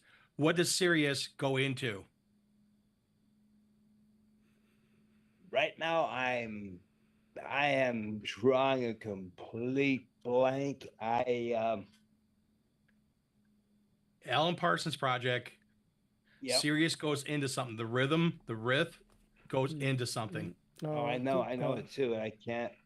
I'm For saying, life of me, I cannot think tonight. I'm worried You about guys- this you wedding guys on give up? Saturday now.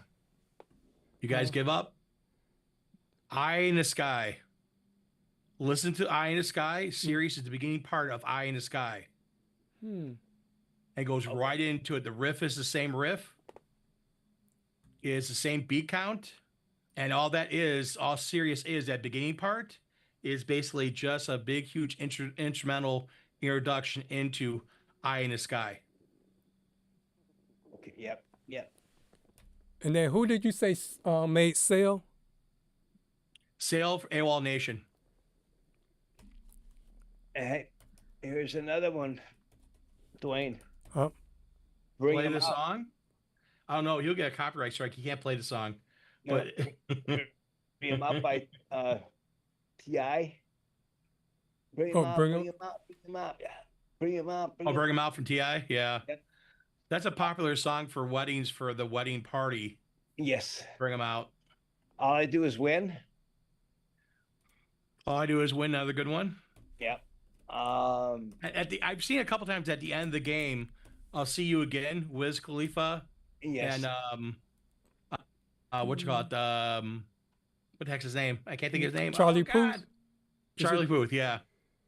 Bring them out, and then Final countdown. all I do is Final Countdown. Yep. Another good one. Whoop, Uh, there it is. Whoop, Yep. there. Where there is tag team. Yep.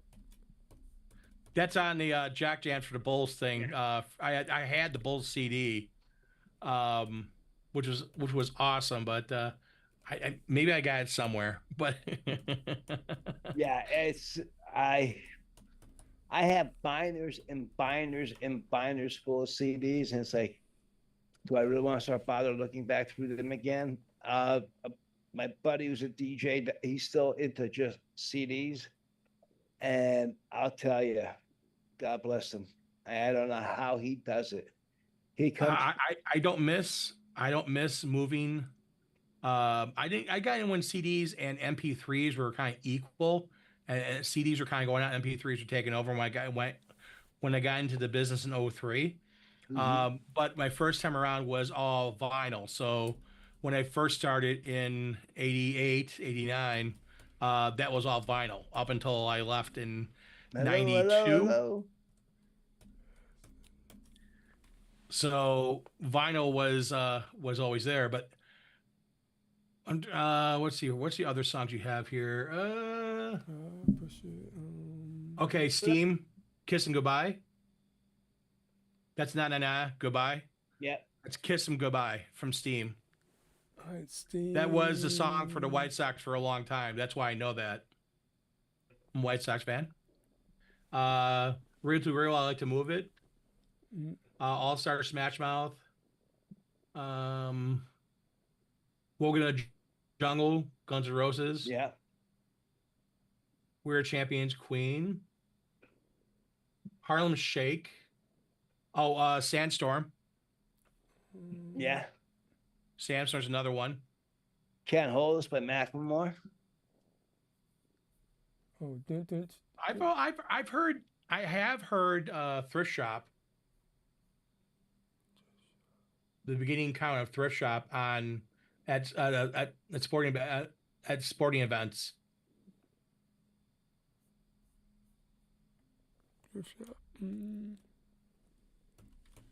DMX party up in here.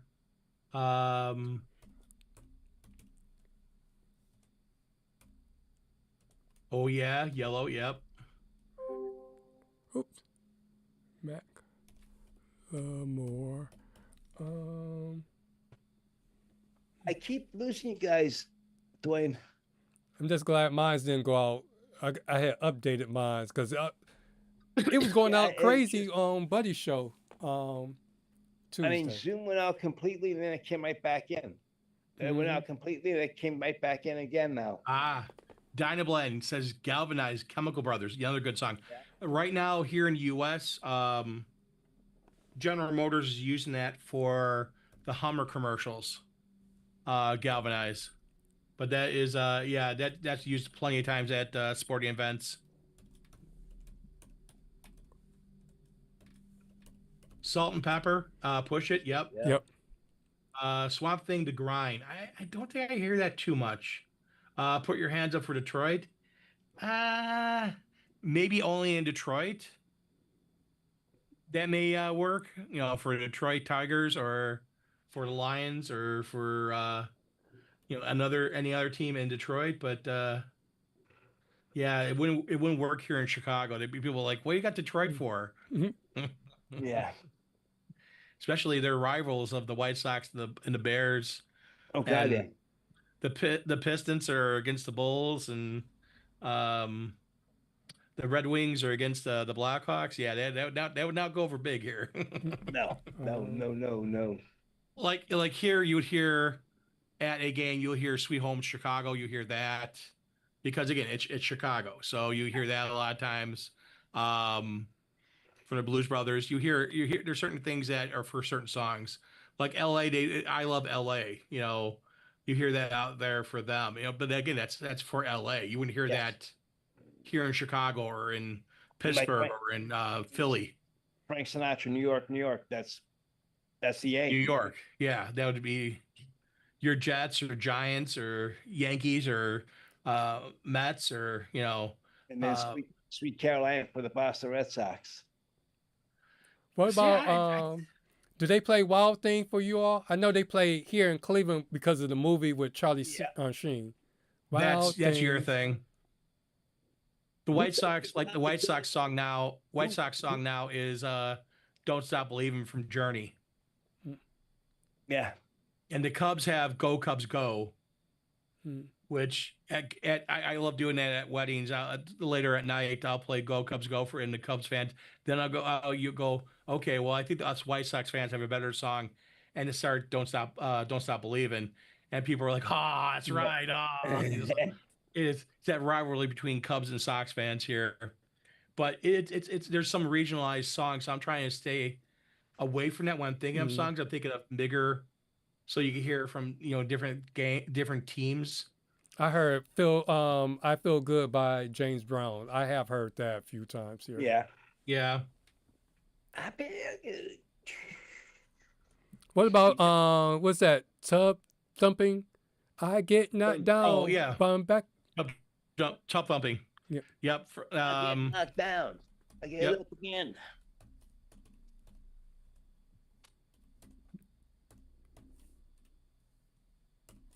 That'd be another good one.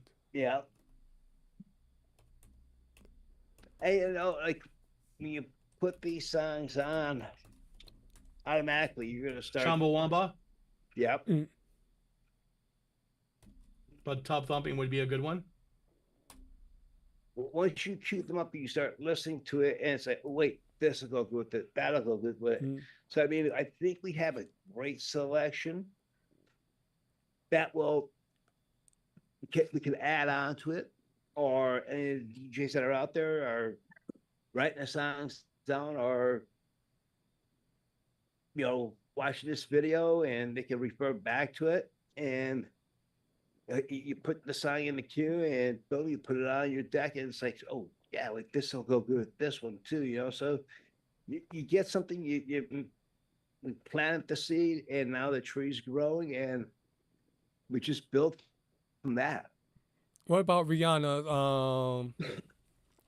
Is it "Give Me the Night"? Please don't stop the music. No, not that one. It goes bun da da da da da da da da da. It's almost like Rocky. Is it? I know what song it is too. All of the Night? Is it all of or Diamond? No, what is it? Come on, Rihanna. Let me see. Rihanna.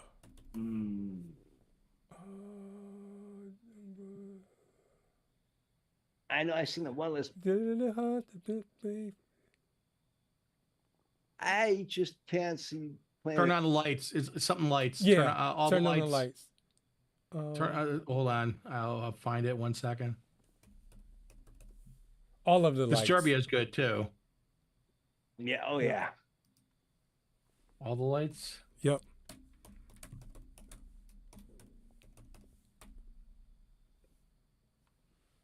Yeah. Let's see if Yeah. we All can the hit. lights. Yeah, let's see if we can hit 50. We up at 44. S&M, Disturbia.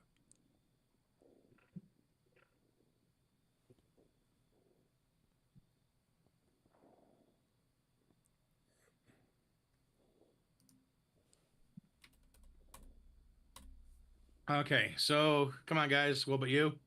Disturbia. Yeah, Disturbia is good. S&M. They went usually for sports stuff. They want clean as possible. S&M. Yeah. There's other. Oh, There's other Lose songs. Yourself. Lose Yourself, Eminem. Yeah, Lose Yourself, Eminem. TN.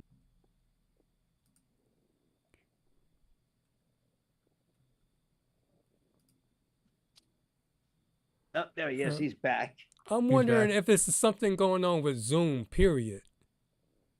Because you remember Doggone it, the Packers are winning 24 over 24-10 over the Commanders. That's. They have to be in the fourth quarter now, right? Yeah, 7:24 left in the fourth quarter, and looks like Washington just turned it over. All right. So I added Great Balls of Fire. I saw that before I left. So we at 47, 3 more. I had one in my mind.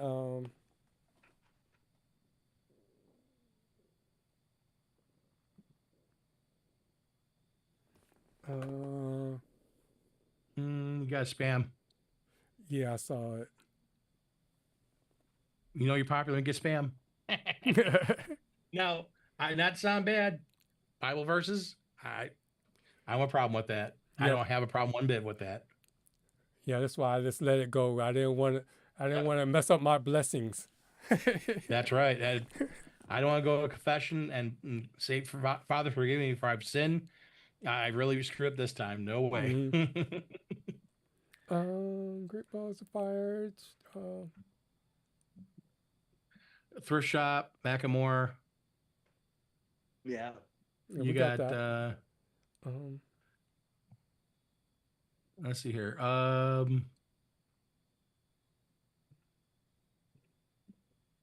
Well, I've also heard don't stop the rock. It Takes Two. Yeah. That's I thought we had. Yeah, I we think mentioned had- that, but we just didn't put it on there. Rock bass. Raw bass. And DJ Easy Rock. Mm-hmm. Taylor Swift. you Right ready? about now. Sweet Child of Mine. I thought you had you're Welcome to the Jungle. There we go. It takes the rock bass. Yeah, Sweet Child of Mine's another one, the guitar intro. Yeah. That's always a big one for Lincoln Park, Number Encore. Linkin Park, What I've Done. Yeah. Bleed It Out. So you say Lincoln Park. Yep. Which one? And one of the best songs I love, and I know you can't probably Crazy Pitch. Oh, Buck Cherry. Yeah, Buck Cherry. I love that song, but it is. They do have a clean version of it, but Oh yeah, it's Linkin Park. What I've done, and Linkin Park Bleed It Out. Oh, Lincoln it's Park, just Bleed It Out. the same as the original, you know. So it's like All right, and that gave So us. you're at 50. Oh, we got one more because I put that 8. I know Chin Chillin is in the house. Like a welcome. What's up, Yeah. Chin? And then September by Earth, Wind, and Fire. Yep. Is that one that you hear at sports? I don't hear September at sport events. Daft Punk, harder, better, faster, stronger. Yeah, that's one. Power. That's Kanye. Or is Well, it the same? No, it's different. It's a sample. Stronger from Kanye. It has it in there, but it's Daft Punk doing it. Yeah, they all sound run it the same. Daft Punk, definitely you hear they have a lot of similarities in their stuff. But Cupid Shuffle, yeah. At sporting event, I don't know. At big sporting events, maybe they do it maybe during like halftime or the seventh inning stretch or intermission at between Mama periods. 5. I know they play that at the sporting event. Mambo number 5, yeah. Yep. Blue Vega. All right. I was thinking that's he's why German. I was thinking that was Mo Bamba, but Mo Bamba is a different. Yeah, that's a totally different song. That's the rap song. Yeah. Kryptonite by 3 Doors Down. Yeah.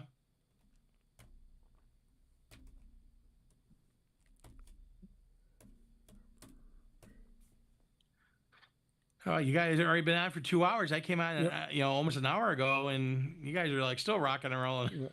Yeah, because y'all went off task. I don't know why people can't stay on task.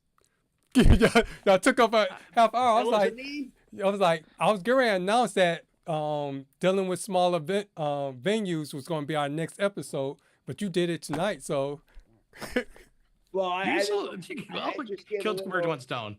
Double episode. You knew as soon as Buddy came on to start talking about speakers and all that, you know he was going to take over the show. I just give a little insight to that.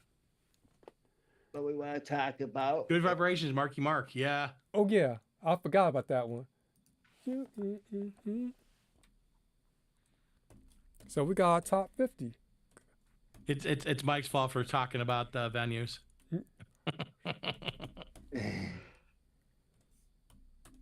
And from those 50 songs, remember, you can build off of them. That's just, we plant the seed and we want the DJs, it's like you go to school and this is your homework assignment. Take those 50 songs and see what you could build off of them. And come back and feed us, say, hey, listen, this worked good with this song, that worked good with this song. It's advice to us. Throw it up on the chat, when the video goes up again. When Dwayne posts the video, just hey, listen, we play this song and this song together, and we had this song fit in. So it's we're planning this. Here's another one. Foo Fighters, Hero. Yep. All right, let me go back. And while I'm doing this, I'll show you how you can take your text list. If you ever get this, like for a wedding or a gig, how you can turn that into your Spotify list, and then from there, from Spotify, you can get that to put in your crates. Can I go to 51 songs? Making It's it 52. Yeah, it's 52. What was that last one? Heroes. Yep, Heroes. Heroes. Foo Fighters. Foo Fighters. Twisted Sister. We're not going to take it. There goes my hero. What is it? Oh, Foo Fighters. Foo Fighters. And then you said Twisted Sisters. Yeah. Not gonna take it. Yep. Brass Monkey. Well, I think 53 man roster. There you go. You got football. Because you start going beyond that, then you start going into the practice squad. I know I didn't put some names down here. I wonder if they'll still pick it up without the names. But yeah, There's so much more rock we could throw in there. But now, DJs that are listening, watching this, we're giving you the tree. We're giving you the seeds that planted this tree. I want to see these guys make this tree grow. Throw some post in the after the video goes up. Say, hey, listen, we were at this gig and we played this song, and just to motivate the crowd or motivate. You might be at a party, might be at a wedding, and they might want 80s rock, they might want 90s rock, whatever. And you're gonna see what's gonna build off those songs. So if you could please leave a comment stating what song you played from this list and what went after it, how you followed it up with another song and then another song. So we want to build a nice big solid oak tree here. all right. But the key thing is when you're DJing like for a sporting event, is to try to figure out. It's not just playing songs. It's like you gotta place the songs to build. You're like telling a story to enhance the sporting events. Because like if you play for like a high school team, you gotta make sure you coordinate with the band if they have a band there, so you are not battling each other. No, exactly. But if you are at a a professional gig where you're the music, you gotta know when to play songs that are like crowd participation songs, or songs that build up, like you're kind of like motivating your team without being there in the huddle. You froze up on me again, buddy. Yep. So we're still here. You're frozen. So I'm hoping that it's not just a Zoom thing, because that's what I'm thinking it is. Because Buddy's still moving. I'm still moving. He just answered. So there's Mike. He fell out. Mike fell out. I think we might have got all of them. Yeah, he comes back. Yeah, I lost everything again. Let's see. Did they get everything? Yep. But that's the wrong jump around. White Stripes, okay. That's the wrong Apaches. That should be Sugar Hill Gang. I'll fix that one. Yeah, Sugar Hill Gang for Apache. Yeah. Gonna Fly Now. I don't know the Rocky theme. I'll listen to it, see, but I don't think that's the official. Thunderstruck, Into the Sandman, Mortal Kombat. I forget who, because I have the song. Yeah, they had a lot of those kind of 90s synthesizer songs on there. I'll fix that. Stream, Na Na Na Na, Sexy I Know It, they got that right. I Like to Move It, Will I Am, All Star, they got that. Welcome, Roller Coaster. I see the version, but I think they all pretty similar. We're the Champions, Galvanize, I Got You, Tub Duncan, Chumbawamba, All of the Lights, Kanye. Oh, that's Kanye instead of Rihanna. Kanye and Rihanna. Yeah. But Kanye keeps saying stuff to make people don't want to play his things because they don't want to get any backlash. All right. This is when I'm a big supporter of separate the art from the artists. A lot of times artists say things that you may not agree with or you may agree with. Okay, that's the person. The art they created, that's what you have to look at. Just like with other artists, you can go Jerry Lee Lewis, you can go Michael Jackson, you can go to a whole entire list. People need to separate the two. You have the art and you have the artists. Yes. If you like the art, you're not a fan for the artist, whatever reason, fine, so be it. You can enjoy the art. If an actor does something that you like, but you're not a fan of the actor themselves or something, Okay, fine and great. No big deal. That Let's one of all the be groups- friends. One of the groups that were Gotcha. that way, the Beatles. A lot of people liked their music, but they didn't like the Beatles because, like, they had that goofy haircut when they first came over to America. Then they went from that goofy haircut to hippie. So the people that grew up with them when they first came over, yes, some of them did turn into hippies, and some went to college and became professionals. So they were like, well, geez, I like the Beatles, but I don't like the way they look now. So, and Elvis was another one. I mean, you look at Elvis in the 50s and early 60s. I mean, he was probably one of the most handsomest guys on the rock and roll circuit. And looked at what he looked like in the early 70s. It was like, whoa, wait a second, what happened to him? Do you know? Too Elvis- many banana and peanut butter sandwiches Oh, I love you. Yeah, yeah. Do you know? he and was- bacon. That was his thing. It was peanut butter, bacon, and bananas. Yep. Do you know he actually, the color of his hair when he was little, up until he was like into junior high, what color was his hair? Blonde. Yes. And what did he use to darken it? If I remember correctly, the shoe polish. Yes, yes. I almost died. I was like, that just killed me. I'm like, oh my Lord, like you're putting black shoe polish on your hair. And he did that up until like to the late 60s, early 70s. Then he started actually dyeing it. But up until that, he was using black shoe polish. I'm like, you have enough money to buy Graceland, you're using black shoe polish to put on your head, like, but Because again, he's used to doing it, using it, and it's. But again, it's like anything, you have to look at again the art versus the artist, and sometimes the artist is sometimes they again say things, do things you don't agree with, but you enjoy the art, and that's what you have to separate it too. Now, again, I'm not saying that you have to embrace everything, but if you enjoy the song's still the same song you enjoyed. You don't have to you don't have to worry about this person right here decided to do this or that. That's fine and great. Separate the two. That's all I'm saying.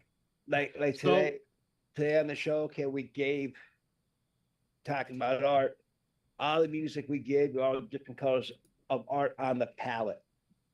Take those colors and make us a nice, big, beautiful mural or painting or whatever you want to do with those colors that we gave you, and share the music that you used that you built off of these songs we put up there for you, and that you've helped us with too in the chat.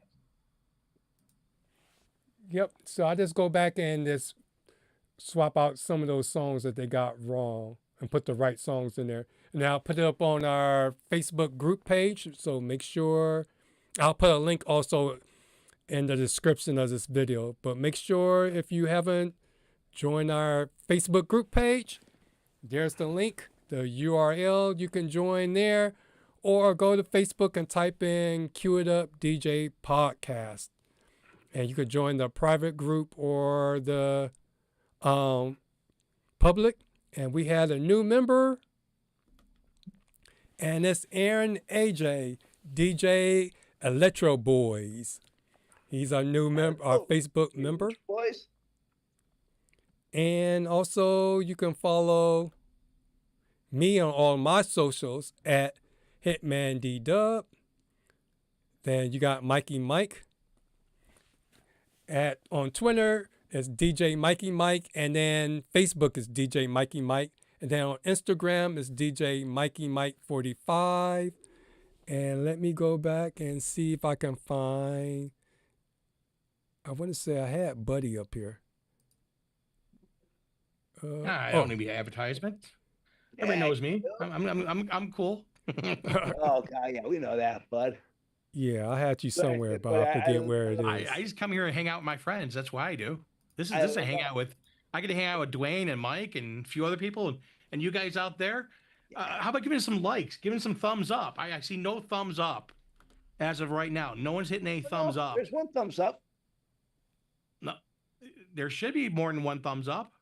I Should know. be a Well, bunch of thumbs up. You guys down in the chat, put some thumbs up. Give some love. Show some love. So that way the YouTube algorithm helps out Dwayne and his show. yes, definitely. I Hit the subscribe button, bell icon. I found out that venue's only an hour and 24 minutes away from me. It's right across the Pennsylvania border, right by the Delaware Water Gap. So I'm like, whew, that's better than 2.5 hours or two Oh, hours. Cotton Eye Joe. Like, Yeah, Rednecks. yeah. I Cotton Eye did, Joe, another good one for sports. Rednecks, yeah. Swedish band. I did a wedding up in that area, up in Equinox, Pennsylvania, which is on the Pennsylvania-New Jersey border. And the ceremony, the wedding's over, and I hear bang, bang, bang. I'm like, okay, they're shooting off fireworks. Nah, they had shotguns sticking out the windows, blowing them off. I'm like, oh God, everything in the vehicle. Let's get out of here. Okay. So let's go before I have to hit this button for Yes. he wants me to do this. No, I'm ready. I know you're ready. Hey, look here. I got a wedding, and I have a ton of music. I gotta get a ton of stuff. I'm gonna probably run through DJ Studio. I got a lot of edits I gotta make. I gotta typeset everything. Gotta charge up my eVerse 12, eVerse 8. I gotta charge up my lights. You need to have some like music in the background, like like child story time music coming on for poor Mikey. I'd be sound asleep if I did that. I'm gonna probably put on some good heavy metal. Yeah. I'll probably Do like Rockabye or something like that, Rockabye Baby or something. All right. So let's see if Story we time. can. Story time with Uncle Mike. Yup. Uncle Mike, tell me. Wait, let me get my blanket so I can share a bedtime story. Hold on, let me. It's so funny. You said Uncle Mike. I'm an only child, but my wife comes from a big family, and I probably just nieces and nephews. Now it's into the great nieces and nephews. I think I have over 40 nieces and nephews. And you ask them, who's your favorite uncle? Uncle Mike. Every single one of them. It's like, okay, yeah. And it's just, I treat them the way when they were children, I talk to them as children. As they grew up and grew older, I talk to them as adults. And now that they're in their 40s, basically, I'm talking to them like I talk to you and Dwayne, So it's like, it's progression of life, And I'd like to say thanks to Kevin. And Kevin, the couple that was looking for a DJ earlier this week in our little chat, they signed the contract. So now I'm just waiting for them to pay their retainers. So it looked like I'm going to be their guy on the 11th. So that'll be an interesting one. Because it's at this one of these big, huge brewers, museum kind of things. So that'll be cool. Donna Blend said Marky Mark. You got Marky Mark by Donna Blend? Yep. Good Vibration. Go. There's so many songs, but like we have this list Dwayne's gonna post up. So all the DJs that are here, putting these songs up here, when you go to DJ your next gig, whatever, I mean, it could be a birthday party, a sweet 16, whatever you're doing. It could be a wedding even. If you pop on one of these songs, please, whatever song you play after it, come back and find this video and post it here. Say, hey, listen, guys, play this song and this one with this song and this one with that song, So you're good. We're going to build this up to be a big, nice oak tree. Okay. And then also, because eventually we'll get to the end, but we have this group called the DJ Collective Network, where it's one culture and many voices. And just as a reminder, we have to keep doing this. I probably need to show this one more time. I'll show it one more time. Remember the main takeaway from last week. Those that are stuck in the past or stuck in their ways, you can't change them. So don't. Now getting back to our thing, Viewers and opinions expressed during the DJ Collective Network primetime shows are those of the individual hosts and guests of that show. They do not necessarily reflect the views or official stance of the different shows of the DJ Collective as a whole, its affiliates, or production partners. Viewers and listeners' discretion advised. So with that, I'd like to welcome you to our primetime DJ lineup. A weekly schedule of live stream shows built for DJs by DJs. Whether you're just starting out or scaling your business, we got the knowledge, the stories, and inspiration to help you level up. Starting us all off on Mondays at 9 o'clock p.m. Eastern Standard Time on YouTube. For every DJ chasing dreams, no matter the odds, it's your time to spend with DJ Cool Thing. Then on Tuesdays, we have our friend here, Buddy, at 9 o'clock p.m. Eastern Standard Time on Twitch. Join Buddy and his weekly guests, a panel of DJs for unfiltered conversations that matter. It's the DJ Roundtable with Buddy from TBM Productions. And then if you missed the live stream, you can catch the show on Mondays at 1 o'clock on his channel at TBM Productions DJ1. And then on Wednesdays, we've been promised a new video coming up from our friend Sean, DJ Night Owl. And he runs the DJ Biz School at 7 o'clock p.m. Eastern Standard Time on YouTube. It's not just about spinning tracks, it's about spinning success. Learn the business side of DJing, branding, marketing, SEO, and strategy. And then on Thursday is the busy night. At the same time. You can't say first because they both happening at the same time. But you got our show, the cueitup DJ podcast, with me, the HitmanDDub, and my friend DJ Mike. It's not just about talk. It's real tools for real DJs of all skill levels. And then we also got our friends at Start to Spin with DJ Pretty Boy and DJ Shay, Lil Ruckus Inc. And they have their podcast going on at the same time at 9 o'clock. And tonight they were looking at people's DJ setups. So hopefully they didn't beat me up too bad. I sent a picture, and so I'm so sorry, guys. I just got tied up in this late wedding. Okay. And then we have Kevin, who's a chat all-star. You can see him in the flesh on the KJ Chill Room karaoke chat with Matt and Eric. And they meet up at 7 o'clock p.m. Eastern Standard Time live on the djntv.com/KJ Chill. And then they show the rebroadcast of that on Sunday evenings on YouTube, on DJ NTV's YouTube channel.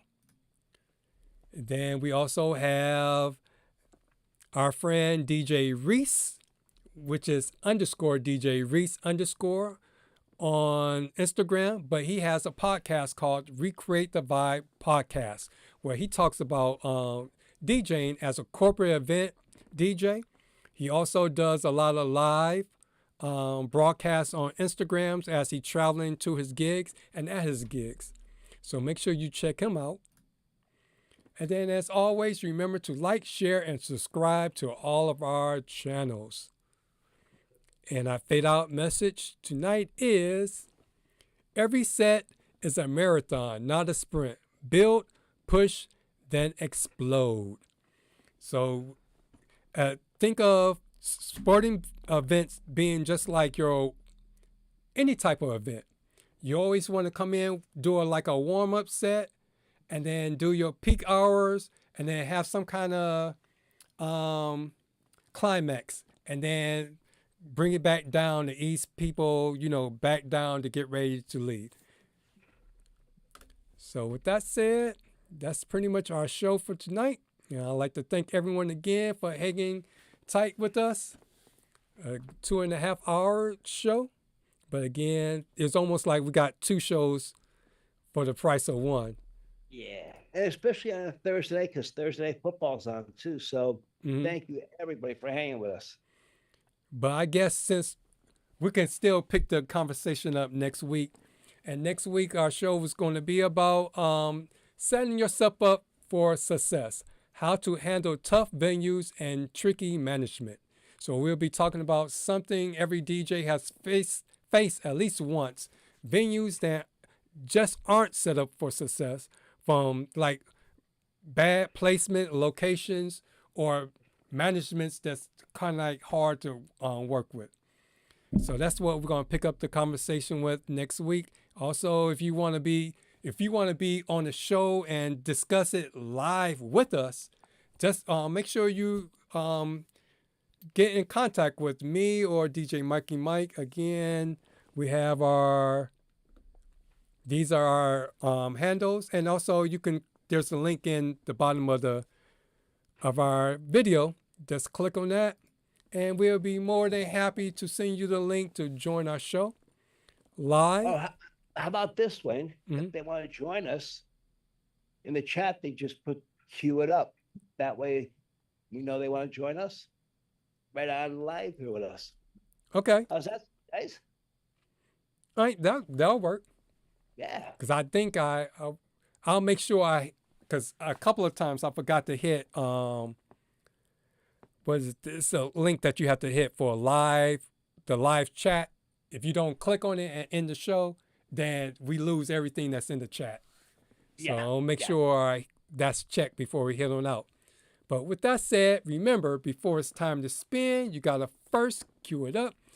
I hope to see you all next week. Make sure you check out each one of our shows and have a great weekend, and make sure you go out there and crush those gigs. So see you next week.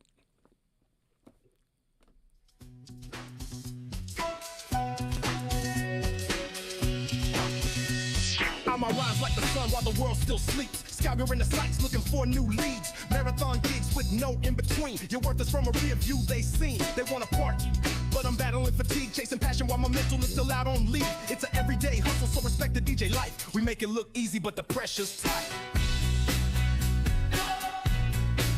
Cue up the pressure. Pressure. Cue up the pressure. Pressure.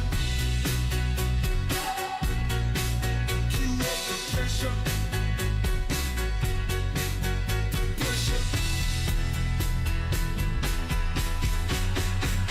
$1 earned, got a story to tell. Dreams in the booth where the DJs dwell. Clubbing is a struggle like it's all I've got. Set it up, break it down, travel to the next spot. Ambitions, the engine stay sharp like a tool. Revving through my gigs, power drinks is fuel. It's an everyday hustle, we'll respect the DJ life. We make it look easy, but the pressure's tight. Pressure. Cue up the pressure. Pressure. Pressure. Cue up the pressure. Pressure. Pressure. Cue up the pressure. The pressure.